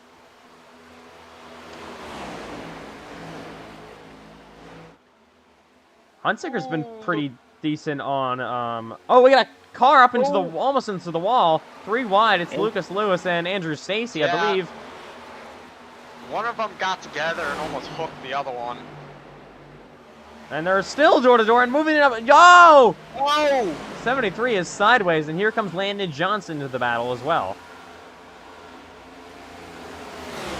As we say this, Braden has that gap slowly closing. Oh, and Aiden Dirty Donahue. air is not helping. Aiden Donahue is really loose, and here comes Miller to his inside. Donahue might have over-pushed the tires, heated them up too much, and he's starting to fall backwards. Ashton Miller, how about him running now almost in the top 3? He's on the bottom of the racetrack. Here comes Braden Hunsicker. Huge run to the outside.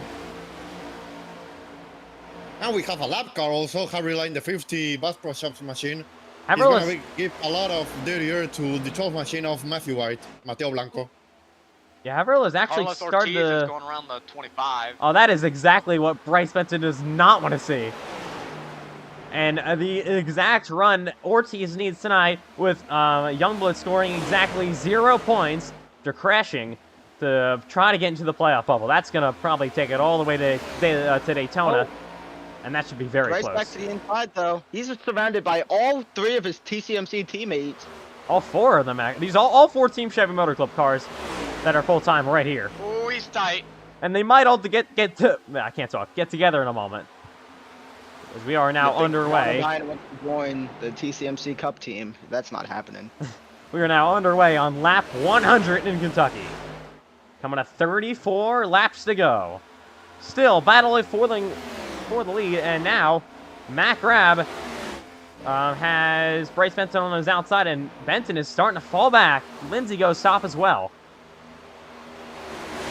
Lindsay's gonna drop to the bottom, see if he can get to the inside of the, yep, and he perfect 3 wide! What a move from Payson Lindsay. Splits 2 of his teammates, another one ahead of him. All of the Team Chevy Motor Club cars not giving each other any mercy as now Matt Grab tries to go back to the inside. Benton all the way back to 8th. Payson Lindsay finally can put something on the highlight reel, as that was an incredible maneuver to take 2 spots. Instead of dumping someone, he passed the someone. Matt Grab, notice him really lose in the middle of turns 3 and 4. That's kind of weird, seeing someone lose in the middle of the corner, as we saw everybody else was getting loose at the exit of the corner. Here comes Payson Lindsay on the bottom.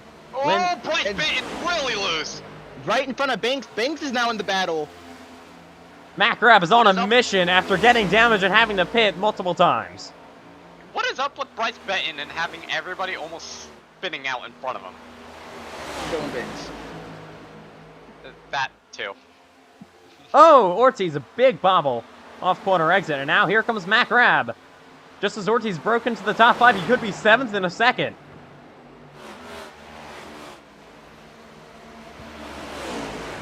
This is what Payson wants to see. These guys keep fighting so he can try to drive away and pull up on Aston Miller.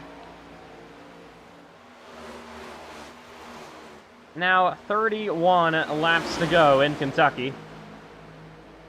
Ortiz up the racetrack once again. Comes Banks to the outside of Grab.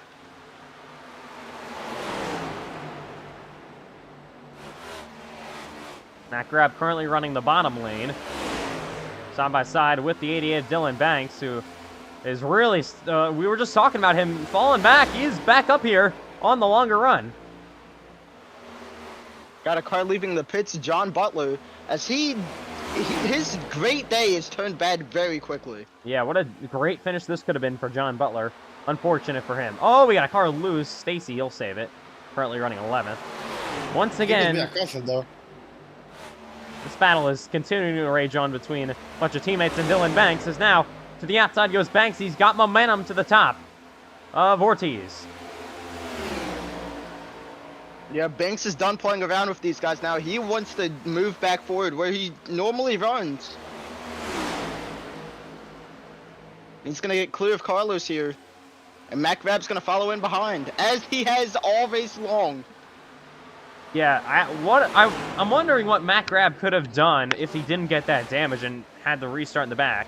He could have been up here battling for the lead, I would assume. Race isn't over. Not sure about the lead, as the top 3 they've been lights out fast all race long. Miller, though, kind of keeping pace back there in 4th. Still side by side between Grab and Ortiz. Ortiz does not want to fall back to 8th. And he'll currently slot into 7th. If Ortiz finished 7th, he would be awarded 11 points. Youngblood came into this race with 16 above the cut line. And then at the stage, I believe Ortiz scored 0 stage points. So if it finished right now, the gap would be about 5 points heading into Daytona for the final spot in the playoffs. Yes, it is. Oh, Matthew, big slide off of 4. That's gonna kill all that momentum. Here comes Brayden. Man, Matthew's lucky the wall's there, because he definitely would have went around right there. Honestly, didn't lose that much time. Yeah. But Ooh. can Buckshot Brayden catch him up once again, and this time try to get side by side with him? Yeah, Hunt Snacker, he's thirsty for a win. I don't think he's won yet this season. Yes. And that... Yeah, he is. Oh, he has? Phoenix. Oh, okay, well... That he Phoenix hasn't race. won since Phoenix, and Yeah. the downfall rumors had started since then, so that... A win today definitely will finally kill those rumors started by Ethan Trundler. Matthew White has to be angry with Hav earlier still sitting in his line. I mean, that has got to be frustrating. Arbrella's holding his own right now, though. He's he hasn't fallen off yet like he has the previous runs. I mean, that But it's really... because he's in clean air. Big bubble. Okay, he's going to blink. The black magic again. Yep. 24 laps to go in Kentucky. This race has kind of flew by after the halfway break. Oh, Hunt Snacker up this track. Here comes Donut Hugh. Okay. Are we hungry or something? You know what? For thinking, you know what you just did with yourself there. But here comes Donahue to the inside. Oh, Hunsicker in the wall a bit. Where's Ashton Miller gonna go? He's kind of kept pace, trying to save tires. Still side by side. Donahue's gonna clear for second. And here we go. Time to set it up once again. After their incredible battle in Watkins Glen last week, White and Donahue trying to battle for the win in Kentucky. 23 to go. You know what this race reminds me of? Yeah, what? Yesterday's race. It seems like Matthew White is Cameron, Donahue's Donahue, and Braden's me. Because Miller was in the same exact place yesterday as he is today. Wasn't in the race though. Yeah, he was up fourth? here. I don't even. Who was fourth? Someone. Oh, Oh! Donahue sideways again. He'll save it, but fall back to third. It was Cole Fatson. That was who there was. Oh yeah, that's Fourth. right. Yeah. Yeah, Yeah, but he- from Miller though. Miller. Fell off, though. Yeah, as always. Yep. Miller's got momentum here. Donahue once again has momentum again. 21 to go. And he's looking Dylan back to the Banks inside. is on the back bumper of Pace and Lindsay. After Matthew P5. White is falling too from these guys. And he's closing Gavrila for being a lap car. Yeah, that's gotta kind of be hurting him, but these three are battling, so it doesn't really matter. Oh, Hunsicker up the racetrack. Here comes Miller to the outside of the 24 of Donahue for fourth or third. Don't get your numbers mixed up. Miller almost clear. Donahue fighting back on the inside through 1 and 2. Miller trying to carry the Outside. momentum. Yeah, outside will dominate out of these corners. And he'll clear him for third. Miller in a P3. Donahue back to fourth. Miller is... Oh, look at this. Run coming to the outside. Where's Hunsicker going to go? He pushes him up the racetrack, almost in the wall for Miller. And Miller pushes them down the front straightaway to the outside now. Oh, Matthew that's... White He's gonna block. Matthew White is loving this right now. But this 79, he must have been saving tires or so. Oh, but he's loose. Oh! Overpushed a little bit. Here comes Aiden. Aiden's gonna give him a shot in the 3. Back to the outside goes Miller. Dylan Banks is side by side with Pace and Lindsay. Braden parks it. Temps have gone down, and it has made these race cars really loose. We saw basically these 2 out of 3 getting really loose there. As Aston Martin makes his pass for second. I got you so fucking mixed up. Dylan Banks is trying to get around Payson, but Payson is letting him have the inside so he can just stay on the outside. How about Ashton Miller up to second place in Kentucky? Trying to chase down your leader, White. 17 to go.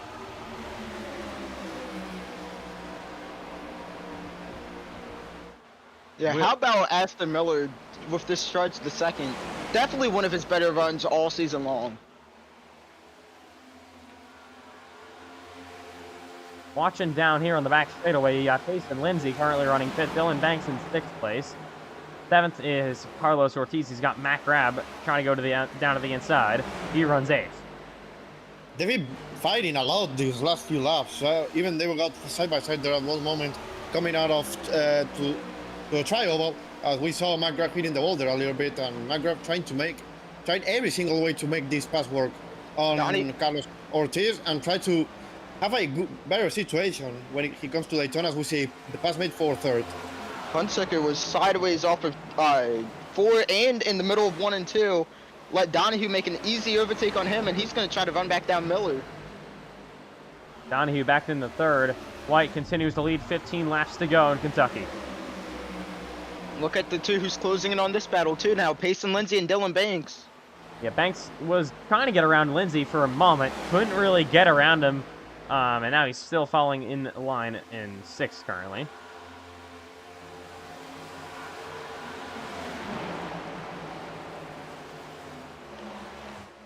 To the outside. Catching. Oh, couple cars in the wall.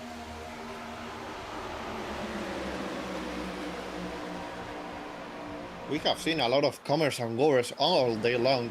A comer, for example, can be Aston Miller, who was running, like we mentioned before, way back in outside the top 10, and now he's running 2nd, ahead of Brian Consequer and Aiden Donahue. And a goer can be, for example, Bryce Benton.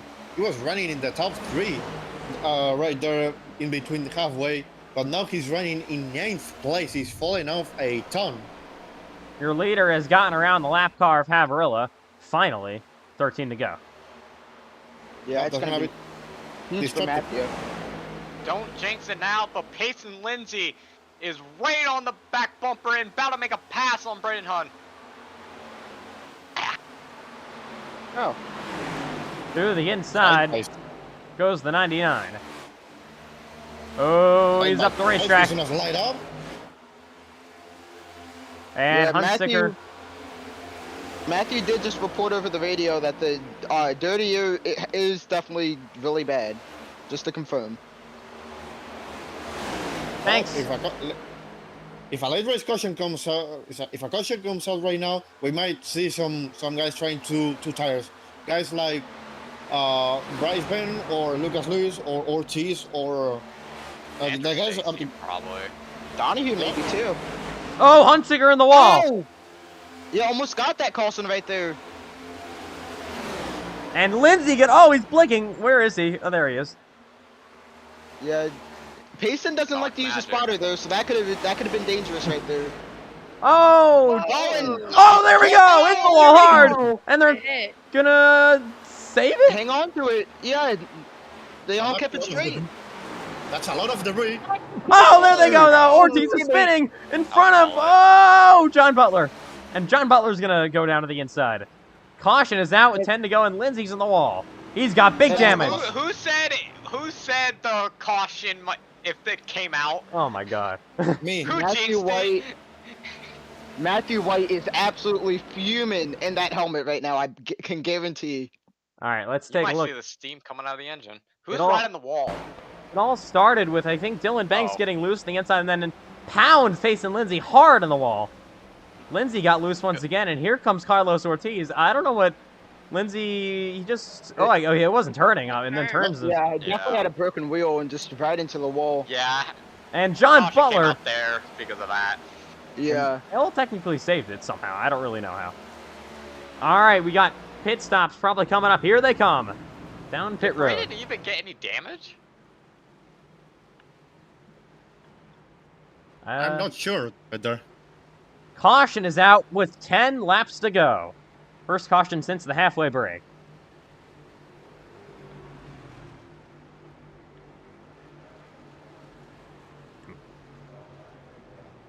Thought there was going to be another typical green flag run to the end of these mile and a halves.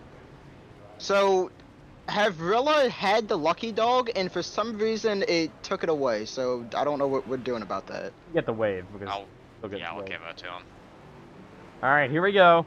Who's going to win the Well, battle my off pit tires road? were It'll be delivered. White. And for second place, it's a big three-way battle. I think it's going to be Donahue. Oh, what is White? Oh, What the heck? Matthew White's bed in the pits. oh, to the back goes the 12. That is big. Huge. And this will leave Donahue, Miller, Banks, and Wow. who's in fourth? McGrath. Wow. That's on. Matthew was going like 2 miles an hour over for a millisecond, and they were not having it. I was going like 10 miles an hour for a millisecond. Like on our first pit stop, I got like literally. I got so scared. I'm surprised I didn't get a penalty. Yeah, I've had that same exact issue happen to me multiple times, and in the exact same fashion as Matthew. So not happy, not good for Matthew. Huge for Donahue. Yeah, he's... Matthew was dominating all race long. He has led the most laps, and now this a 180-degree turn into this race. Oh my gosh, this is amazing. That couldn't have gone worse for Matthew White. Hold up. Whole sequence. In Japan, they have a series called the Prius Cup Series. They do. Might have to be a future F&L combo. Yeah, Toyota Prius is going around Daytona. Might be heat. Yeah, we got lobbies coming up tomorrow night. First of all, the new free BMW at the infield Daytona road course. Then we head to USA Speedway with the trucks and finishing off the main event in Chicagoland with the Gen 4s. Would be an Very interesting night. interesting. Yeah. All right. Especially that BMW race. New car, a typical racetrack, the Daytona road course is going to be interesting for sure. The infield road course though, so many people haven't done that. I forgot Cobb Jr. has Duolingo on the back bumper. That's crazy. That's wild, and that's great. All right. Well, So Donnie, who has gotten very, very good starts, the outside lane, and everybody else has kind of just been checking up all day long. Donahue, the last time he started on the front row, he got a very good start. Matthew White, your leader, back to 15th. Pace car comes back down pit road. It's going to be 7 laps to go after a late race caution. We're going to see if this will end it. Donahue, Miller, Banks, Grab, Hunsiker, Ortiz back up through the Geico restart zone. And the 24 gets a great restart. So does Dylan Banks down to the inside on the front stretch. And a great start for the 88 is now Miller tries to block the 53 of Matt Grab. He goes to his inside. 4 wide back in the field to the outside. There's Matthew White trying to regain his spot. Oh, they're getting loose back here. Everybody trying to hang on to it as they head down the back. They head down the back straightaway. And I think Dirty just pulling away from the rest of the pack. He must be thankful for that. As we see some wild. Landon Johnson in the middle. He spins and okay, caution's out. Came across Benton's bumper. I don't know if Benton came up or the 60 came down, but What is going on up there? Mac Grab or I don't know. Okay, iRacing scoring broke for a second. All right, let's take a look at what happens. I thought that was going to be a multiple car crash. 3 wide. 3 wide situation. Yeah, that's why I thought right when there. Oh, and then he gets hit hard by Tomlin, spins Yeah. around in front of the rest of the field. Let's ride along with Benton. It caught my attention, the 50 car pitting right there. I don't know if it was a penalty or just him being lucky, I guess, but you know. I mean, 13 was slow, but yeah, he kind of just drove up in them. Unfortunately, though, for Johnson in the 60 car. I thought that was going to be a big wreck. I'm honestly shocked it wasn't. We haven't had, I don't know, I probably just cursed it, but we haven't had like a big one. Pace and Lindsay's about to go barrel rolling 12 times, and there goes my shiny car. They're still there. All right, 5 to go. A caution's out. And when we get a late race caution, which is honestly, besides Indianapolis, as of late has been kind of rare. We've gotten a lot of long green flag runs to the end, like Nashville was probably going to be tonight. Watkins Glen as well last week. Now, a late race caution comes out, and this is kind of what it just sets up. 5th yellow of the night. We also got to remember Richmond from earlier this year, the best race of the season. I don't know about that second part. And then Donahue seems most cleanest race of the season. And then Donahue seems spoken away. When he got that bad restart there, and he got mad, and got so mad he won 3 races in a row and almost won Watkins Glen. He held off Matthew White for quite a lot of time, so much that I was able to catch him. And now he might make it 4 victories out of 5 and almost 50% of race wins this season. That is impressive from the 24 driver. Some people are just built different. Here is the 12 of Matthew White up to 8th. I mean, he's not out of it. Obviously, he's going to need probably more cautions to get up to the lead, but like, technically not out of it. Do we think there's gonna be another caution before the end of the race? Ethan, I got one thing to say to you. Anything can happen. This might be, not sure. I mean, it depends on how these drivers behave, and they just don't kill their grandmas for P8. But you know, you gotta consider the fact also that a lot of these drivers are fighting for a playoff spot right here and at Daytona too. So they want to be as safe as possible for Daytona. Aiden Donahue going to be restarting here on the front row. You got Matt Grab running in third. He's finished second behind Donahue multiple times. He's been running second behind him a lot of times this season. And he wants to finish one spot better to get his first career win. He's been so close so many times. Does Dylan Banks have the experience though of restarting to second, and therefore can he make a good restart? Because restarting second, I would actually say restarting third is way easier than restarting second. Yeah, it's just, I don't know, it's always, I feel like on iRacing, the outside lane is just terrible. Yeah. Oh, mostly that speed limit they put. Well, let's just let them race. Yeah, because the outside lane in real NASCAR isn't like that. All right, here we go. We're going to come back to the green flag. 3 laps to go at Kentucky. And there he goes. Yeah, gets an amazing restart. And Dylan Banks now going to be stuck on the outside lane. As now there's Lucas Lewis getting pushed down to the inside with Ashton Miller 4 wide for a second. Down in the 1 and 2. This might be big. They're still, they're going to... Matthew White is loose, and Matthew White's going around. He gets slammed in a big crash in the back straightaway. Caution's out again. That's costly. Matthew White is all torn up. And that... Oh, Andrew Stacy's also torn up. And we saw Colin the Wall hard coming into turn 3. Yeah, that's definitely one angry Matthew White. Cautions breed cautions after such a clean race all night long. 4 wide. And... Loose, tag, yeah.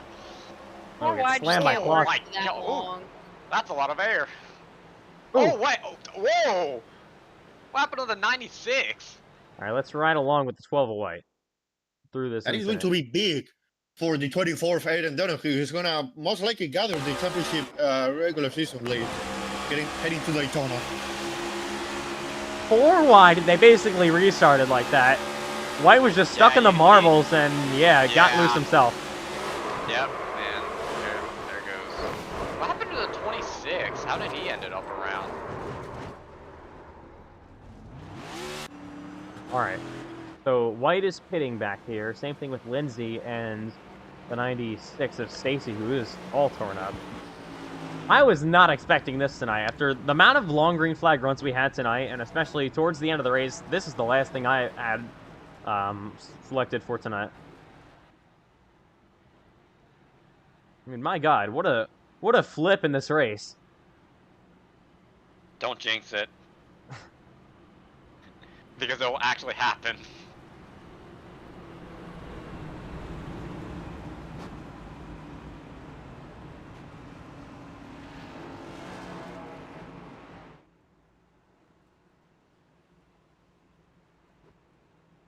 After hitting the wall, I will never see that Kentucky turn 2 the same.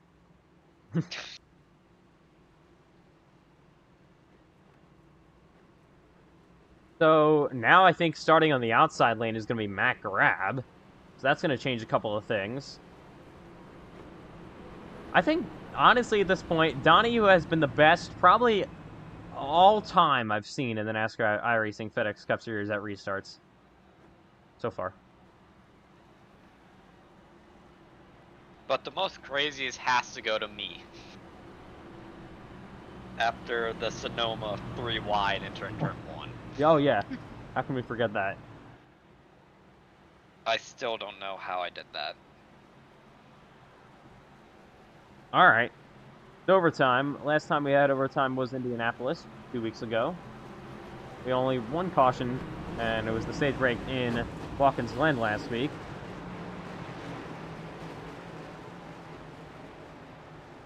ready to finish this one out.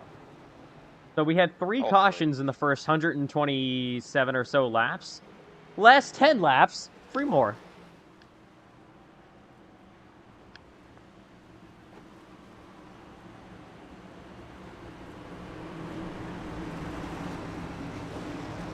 And Donahue was so frustrated with himself all day long, and it just looked like White was going to easily finish ahead of him. But now White down in 16th place, and Donahue has a huge opportunity ahead of him to try to take the points lead.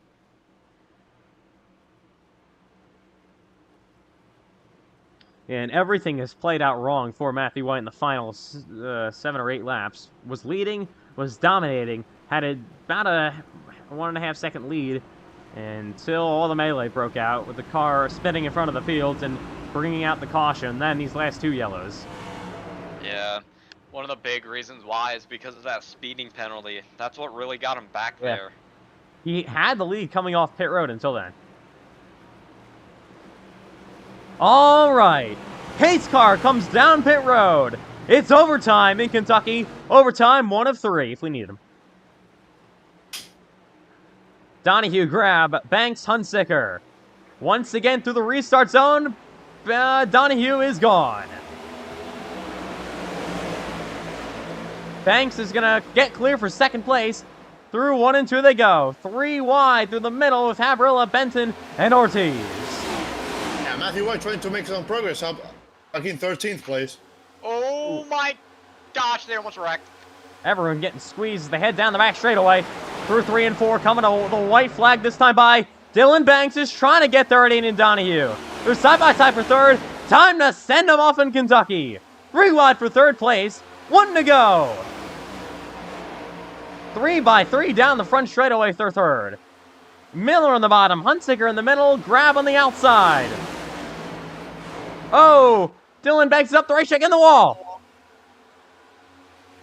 That's gonna give some breathing room for Aiden Donahue as they head in turn 3 and 4. To the inside goes Miller, off turn 4 for the final time. He's gonna do it again. Aiden Donahue wins Kentucky. Wow. As Habrilla gets... Oh, 7th. oh, par in the wall. Oh, Matthew my White. God. He is not happy he finishes 12th. Oh, the 25 into the wall. Oh my Oh. gosh, we got carnage in turn 1. Benton finished 9th, not the day he needed. Oh, shiny That's car. okay.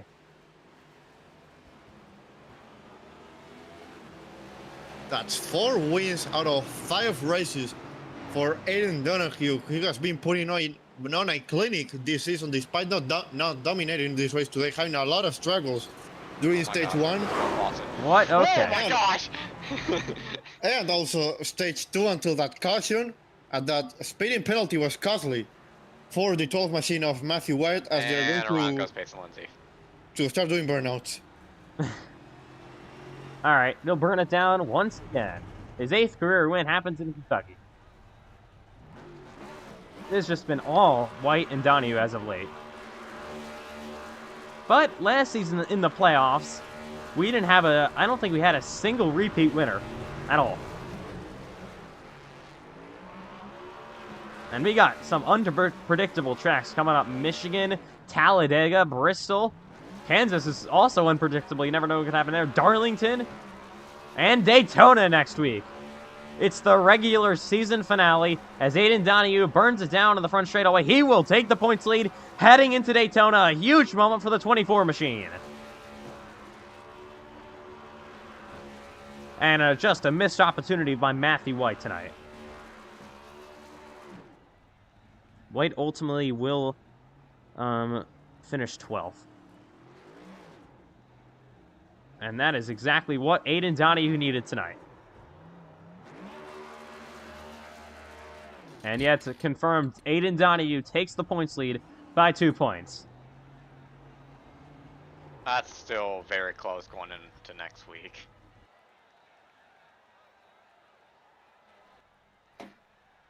All right, post-race interviews coming up in Kentucky after a thriller to end this one. All the way throughout this race, I'd say a very solid race in Kentucky. All right, so great battles for the win all day long. And after making a lot of mistakes early in the race, Aiden Donahue cleans it up and takes advantage of White having a speeding penalty there and will now take the points lead with the win. All right, so does anyone want to do the second question? I'll take it. All right. So we're going to have post-race interviews coming up. First up, your winner, Aiden Donahue.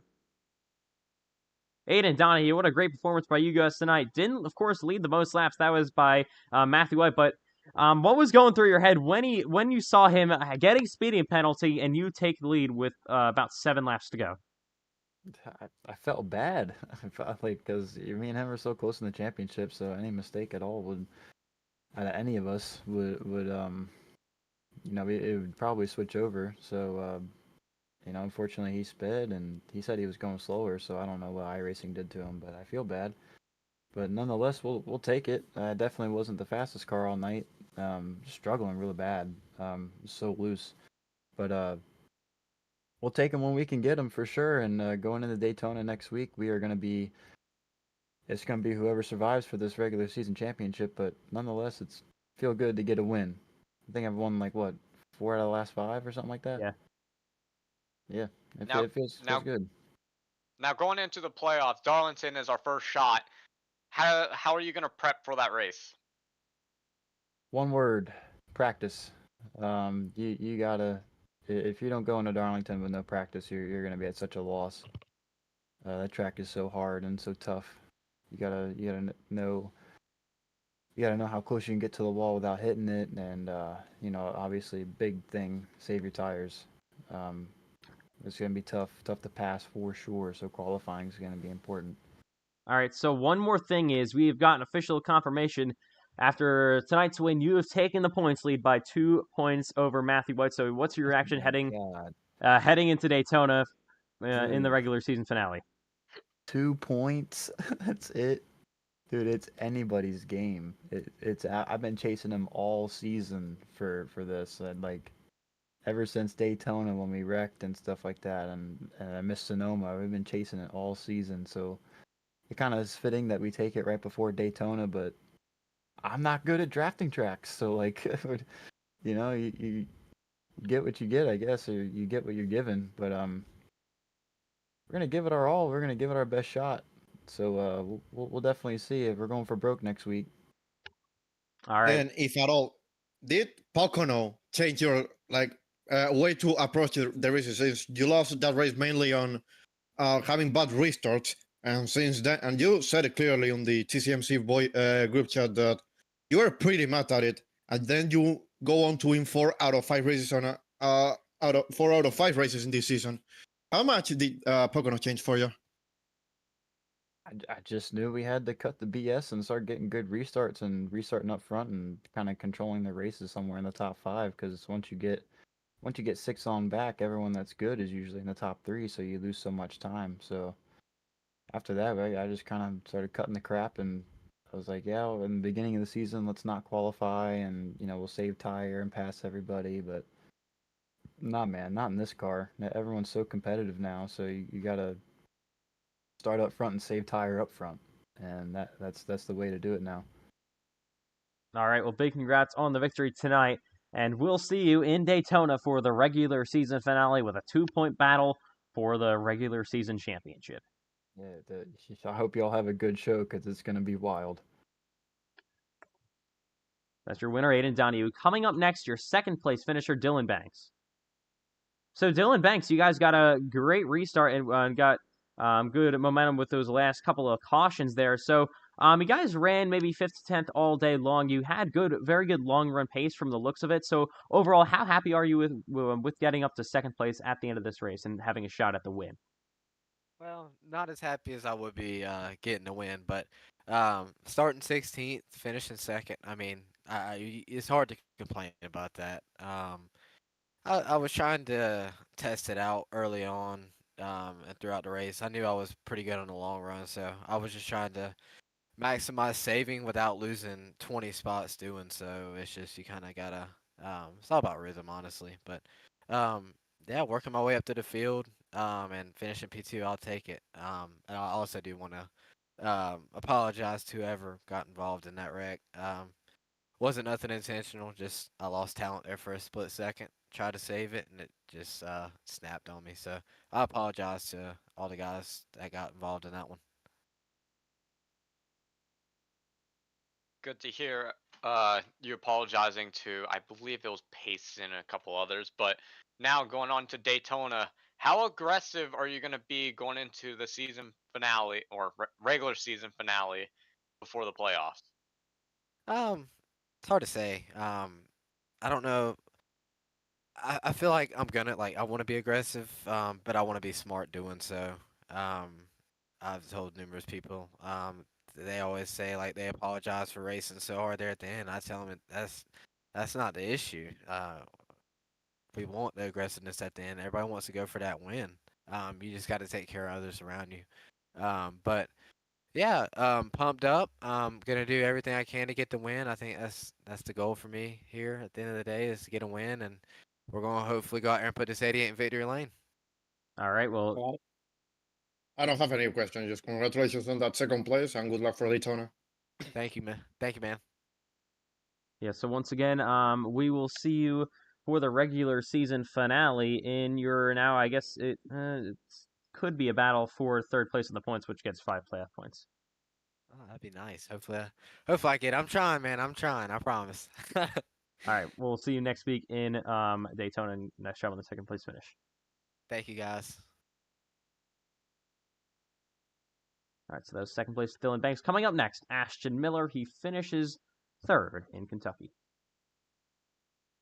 Ashton Miller, very solid P3 finish after having top 5 and top 3 pace all day long tonight in Kentucky. So overall, would you say this is one of your best races of the season? How happy are you with the speed heading towards the playoffs as you're now locked in?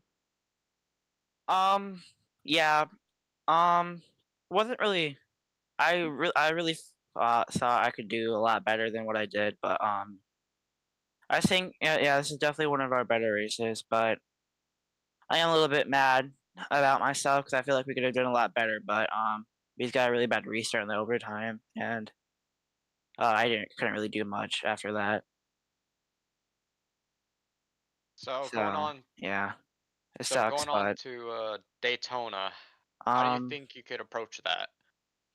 oh it's Daytona, so you can't really expect much, but well, I guess my mindset is just basically gonna be, keep your head in the game, I guess, and it's Daytona, anything could happen, but we were so close to our first dub in for my career this for the Cup series, but it's alright. I'll take a top 3, and I guess so.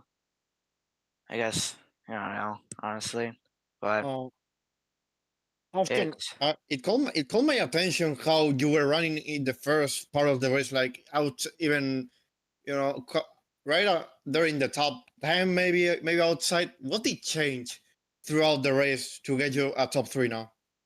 the build up on the track. And I know this is gonna sound a little bit stupid, but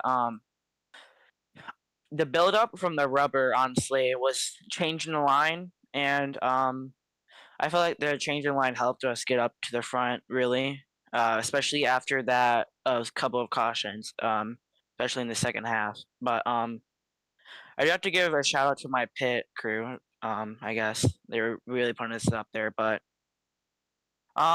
yeah, definitely one of my best races. But I feel like we could have done a lot better than we did. All right. Well, still nice job on the run tonight, P3, and we'll see you next week in Daytona for the regular season finale. All right, thank you. Coming up next is going to be, I believe, Lucas Lewis coming home in 7th.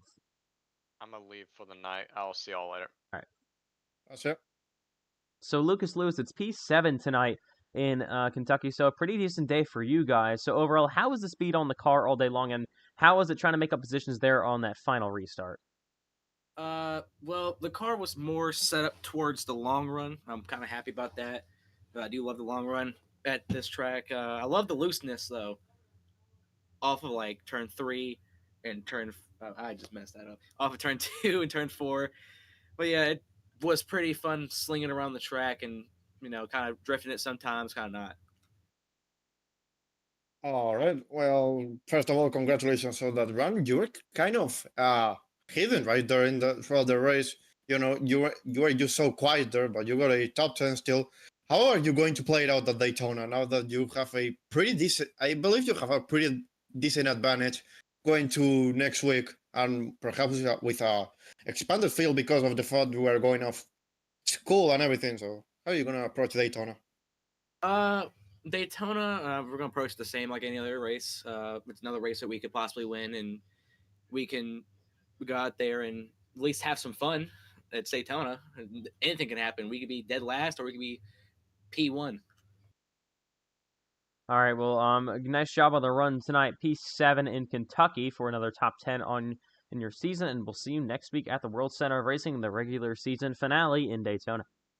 Yes, sir. Thank you. All right, that was Lucas Lewis. Next up, going to be Carlos Ortiz, comes home in 8th.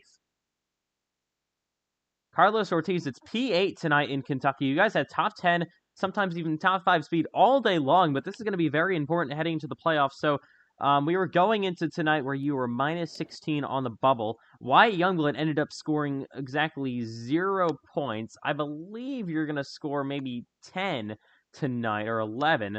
So it's going to be about 5 or 6 points heading into Daytona between you and Youngblood. So how much confidence is that going to give you heading into Daytona to try to make the playoffs? Am I above or under Wyatt? Minus 5, I think, right now. I mean, I don't know. I think I've been always done good in the cutoff Daytona race. I always managed to get like at least the top 15 there. So if I just wreck and work with my team somehow to get me up for stage points, I think we have a shot at passing him, hopefully. Me, yes. So we saw you throughout the race. Like for example, at the beginning, your race actually was kind of, I would say, unstable. Sometimes when you were running at the beginning, that within the top 10, you made your way up, then you went a little bit down, then you went up. How were you able to keep your mindset on throughout the race and everything to keep yourself calm? Yeah, I mean, it was just so weird to handle the race. I mean, early on, you had so much grip, you could go forward and push, but at the same time, I didn't want to wreck and, cost myself points. And then when I saw Wyatt wreck out, I'm just like, okay, I just need to finish. And I decided one of the pit stops to just take extra tires and just see if I can make it up front. We were going to be top 7, but just the cautions, just bad restarts, I bled a little bit of points. All right, so still nice job on the run tonight, and we'll see you in Daytona for the regular season finale where you try to race for a playoff spot. Thank you. Coming up next is going to be Bryce Benson, comes home 9th. So Bryce Benson is P9 tonight in Kentucky. So you guys in the stage came home 5th. You guys scored 6 stage points. Then in the race, you guys are going to score 9. So it's going to be a 15-point gain. Wyatt Youngblood scored 0, but I think it's going to be 25 points. So it's going to take a lot. But overall, how do you feel about your night in Kentucky, and how do you feel about your chances? I think you're going to be like maybe minus 25 heading into next week in Daytona.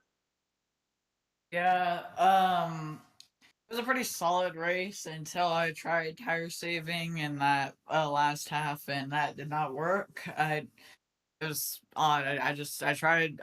I don't know why I didn't do what I was doing in the first half because I was actually working. I just didn't want to prep my tires and yeah, I kind of just did that anyway, and I lost multiple positions anyway, from trying to back it down. But overall, still a pretty solid race. We had a better first half. I think we got up to second. Yeah, we got second at one point on a restart. That was a really good restart. It was a pretty fun race overall, but yeah, I just wish I would have just done what I did in the first half, in the second half, to get a better finish. But either way, it is what it is. I think we can have a good shot at Daytona. Should be pretty fun, but again, it's a wild card race, so we'll see what happens. Oh, Bryce, flat out in Daytona, right? Yeah. All right. All right, so still nice job on the top 10 tonight, and we'll see you in Daytona where you try to squeeze your way into the playoffs. Yep. All right. Coming up next, Logan Giesbrecht. Finished 10th. So, Logan Giesbrecht, a top 10 finish in your Cup Series return tonight. So you guys had okay speed all day long, and then you worked your way through the field at the end of the race, and you will score a top 10. So overall, how do you feel about your finish, 10th place tonight? Very surprised. Definitely helped by the late race cautions. We were way off at the start of the race, but we recovered right around halfway through. We started to get the pace, but by then we had no track position. So I think it deserved top 10, but not with how we were running close to the end of the race. Definitely got to thank the late race cautions for that. Well, I don't have any question for you, Logan. I will just say you were like really quiet. I'm gonna be honest. I barely saw you for the race today, and you got a top 10. So congratulations on that, and just good luck on Daytona, I guess. Thank you. All right, so coming up next is going to be Cole Clausen comes home 14th.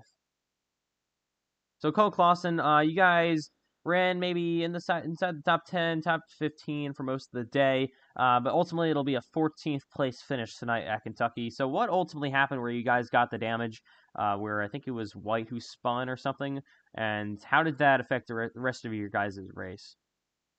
Yeah, my car just didn't want to turn after that, and Highline just sucks. They all just suck. They run up front all race long, and they lose talent at the end. Now it's my problem that I gotta deal with because now I got damage that my car can't turn with. So real unfortunate. I hope White gets a 15-point penalty because he 100% deserves one for losing talent like that.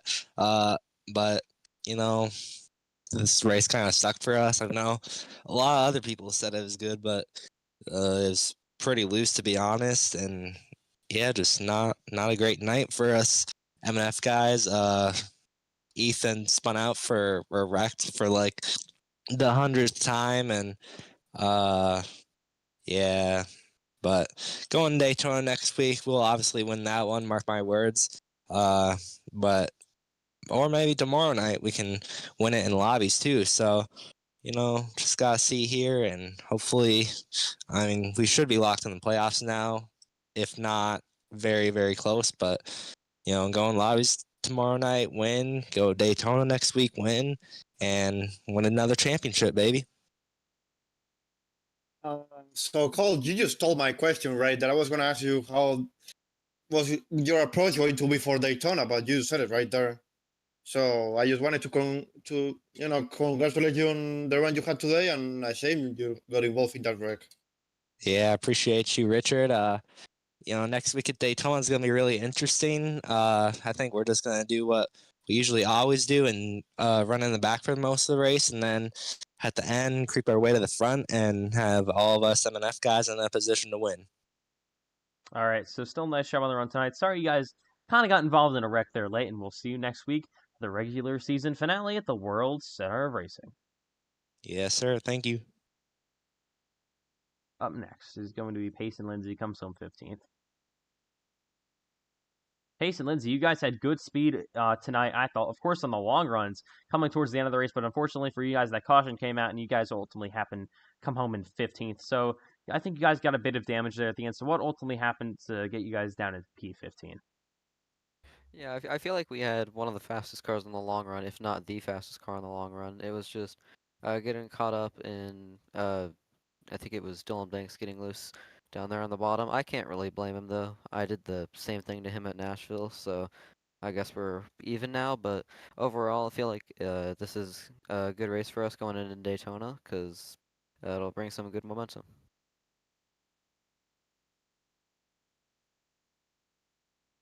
I guess cheery. All right. So we're heading into Daytona next. I was muted. So I was asking you. You are locked in the playoffs, so basically flat out for Daytona, right? Yeah, 100%. We're just gonna go for it. If we wreck, we wreck. All right. All right, so we'll see you next week at the World Center of Racing. Yeah, thank you. Coming up next, Andrew Stacy, 16th in his Cup debut. Andrew Stacy, you guys ran a decent all day in your Cup Series debut. Unfortunately, you got caught up there in a wreck with about 5 laps to go. After I think you guys were running maybe 11th or 12th. So what ultimately happened to get you guys kind of taken out of the contention for a good finish tonight? I mean, I think just in general for me, that incident in the first few laps definitely made. I would have probably gotten top 10, maybe a top 5 if I'm feeling good about myself. But yeah, I just got loose there, and I try to be different, try to make some different strategies like staying out when other people are coming in. I mean, it works, but overall, I couldn't really do anything. I mean, I got most of my damage from a car that couldn't really go anywhere. So I think I did pretty good. I didn't realize my damage was that bad, and yeah, that's why I finished so low. I feel like I could have gotten a bit better, like around P14, P13, but I'm still overall happy with my position in my first race here, and I bring the high lane, clear high motorsports mentality here. So I think it would definitely pay out soon, especially at Daytona. So, what is your approach going to be for Daytona? I think we're gonna try to have more communication. We're gonna communicate well as a team, try to make some good strategies, just have a game plan overall. Can't really practice for Daytona, but I mean, I definitely will feel confident. I'm pretty good at avoiding wrecks, so I feel like I can do pretty decent. All right, so still nice job on the run tonight in your Cup debut. Sorry, it kind of ended in a late race wreck there for you guys, and we'll see you next week in Daytona. Thank you. All right, so coming up next, we have Eli Tomlin. He finished 17th. Eli Tomlin, unfortunate crash there late in the race with about 5 laps to go. So take me through what happened there to take you guys out of this one. Man, it was I don't know. It was the most speed I felt like I've had in a race since Vegas. I had really good long run pace. I would fall back early in the runs to people who were pressing too hard, and then I would mow my way back up to about 10th in each run there, and then the cautions just didn't fall right. And then, like you said at the end, 2 wrecks back to back. I believe it was the 60, just get spun and fall right into my lap, and then got the damage repaired just for Matthew White to unfortunately be right in front of us. So you are sitting in the standings right now. I didn't have that ready. So no, you are not sitting in the standings. So what is your approach going to be for Daytona?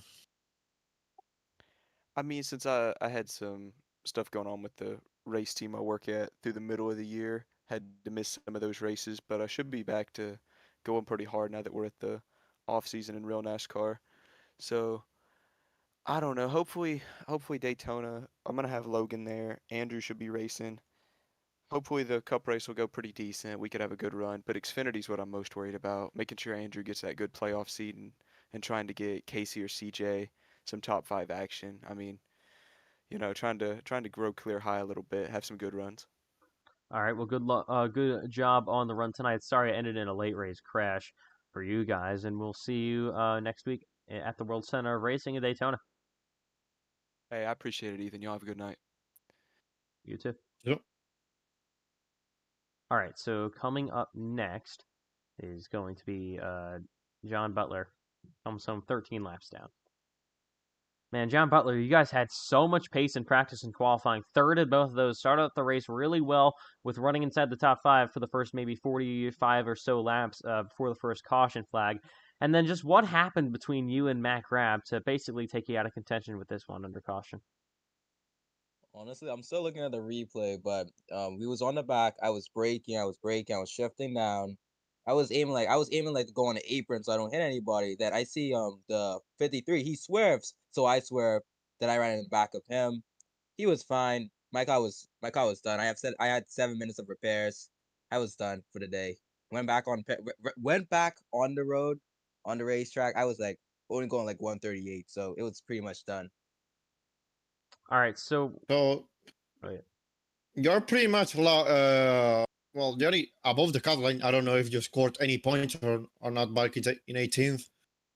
So what is your approach going to be for Daytona, and if you make the playoffs for the playoffs? For Daytona, I just hope on surviving because with this new update, this new iRacing build, you could just get like they can't fix the damage now. So if you break a toe, you start smoking, you're just done. So that's definitely gonna be an issue for Daytona. But for the playoffs, I just plan on trying to do my best. It's my first season, so I'll see how far I could get. All right, well, nice job on the run tonight. Sorry it ended early there in a crash. With you guys got damaged. Luckily, you guys made it back on the racetrack, but still 13 laps down. And we'll see you next week for the regular season finale at the World Center of Racing. Yep, I would just like to thank my spotters, Baron and Alex. Real good guys. All right, good night. All right, final interview here coming up. Wyatt Youngblood. Wyatt Youngblood, you guys had a decent run going, maybe 10th or so in the race tonight. So you were looking to try to extend your playoff bubble, but unfortunately, we had a mid-race interview with you during the race. But give us one more look at that that crash that you had where you just got loose and overcorrected into the wall hard. Yeah, so after that pit stop, I knew that we were going to have a strong car, especially with not too many laps to go, and I tried to make up a lot of positions and get up to top 5, top 3, and maybe compete for the win. But when I was trying to do that, I got into the gas just a little too hard too early, and when you do that at Kentucky on new tires, you kind of just get sent into the wall. So that's what happened to me, and not what we needed, but hopefully we'll be able to work something out at Daytona. So you're going to enter Daytona. I think we're going to confirm when the points come out, but rough estimate about 5 or 4 points above the cut line with Carlos Ortiz behind you. So what's your game plan heading into that race? To try to score points in the stage and maybe get your second stage win of the year and maybe even try to win the race? Oh yeah, definitely. I'm gonna try to qualify good.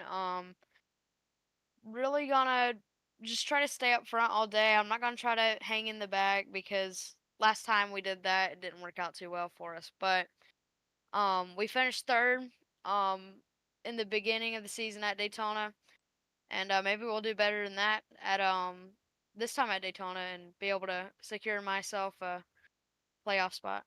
All right, so still nice job on the run tonight. Sorry it ended in an early crash for you guys, and we'll see you next week at the World Center of Racing for the regular season finale, where you try to fight for that final playoff spot. Yep, thank you. All right, that'll do it. So any final thoughts, Cheery, before we wrap it up? Yeah, I mean, it's been an exciting night. You know, the beginning of the race there with the battle there in the mid pack, it was just wild to see the play of contenders, especially, and then just kind of stabilized there until the caution. And from then on, the leaders were included in those battles. We had even a chapter 2, which this time Aiden Derek has prevailed.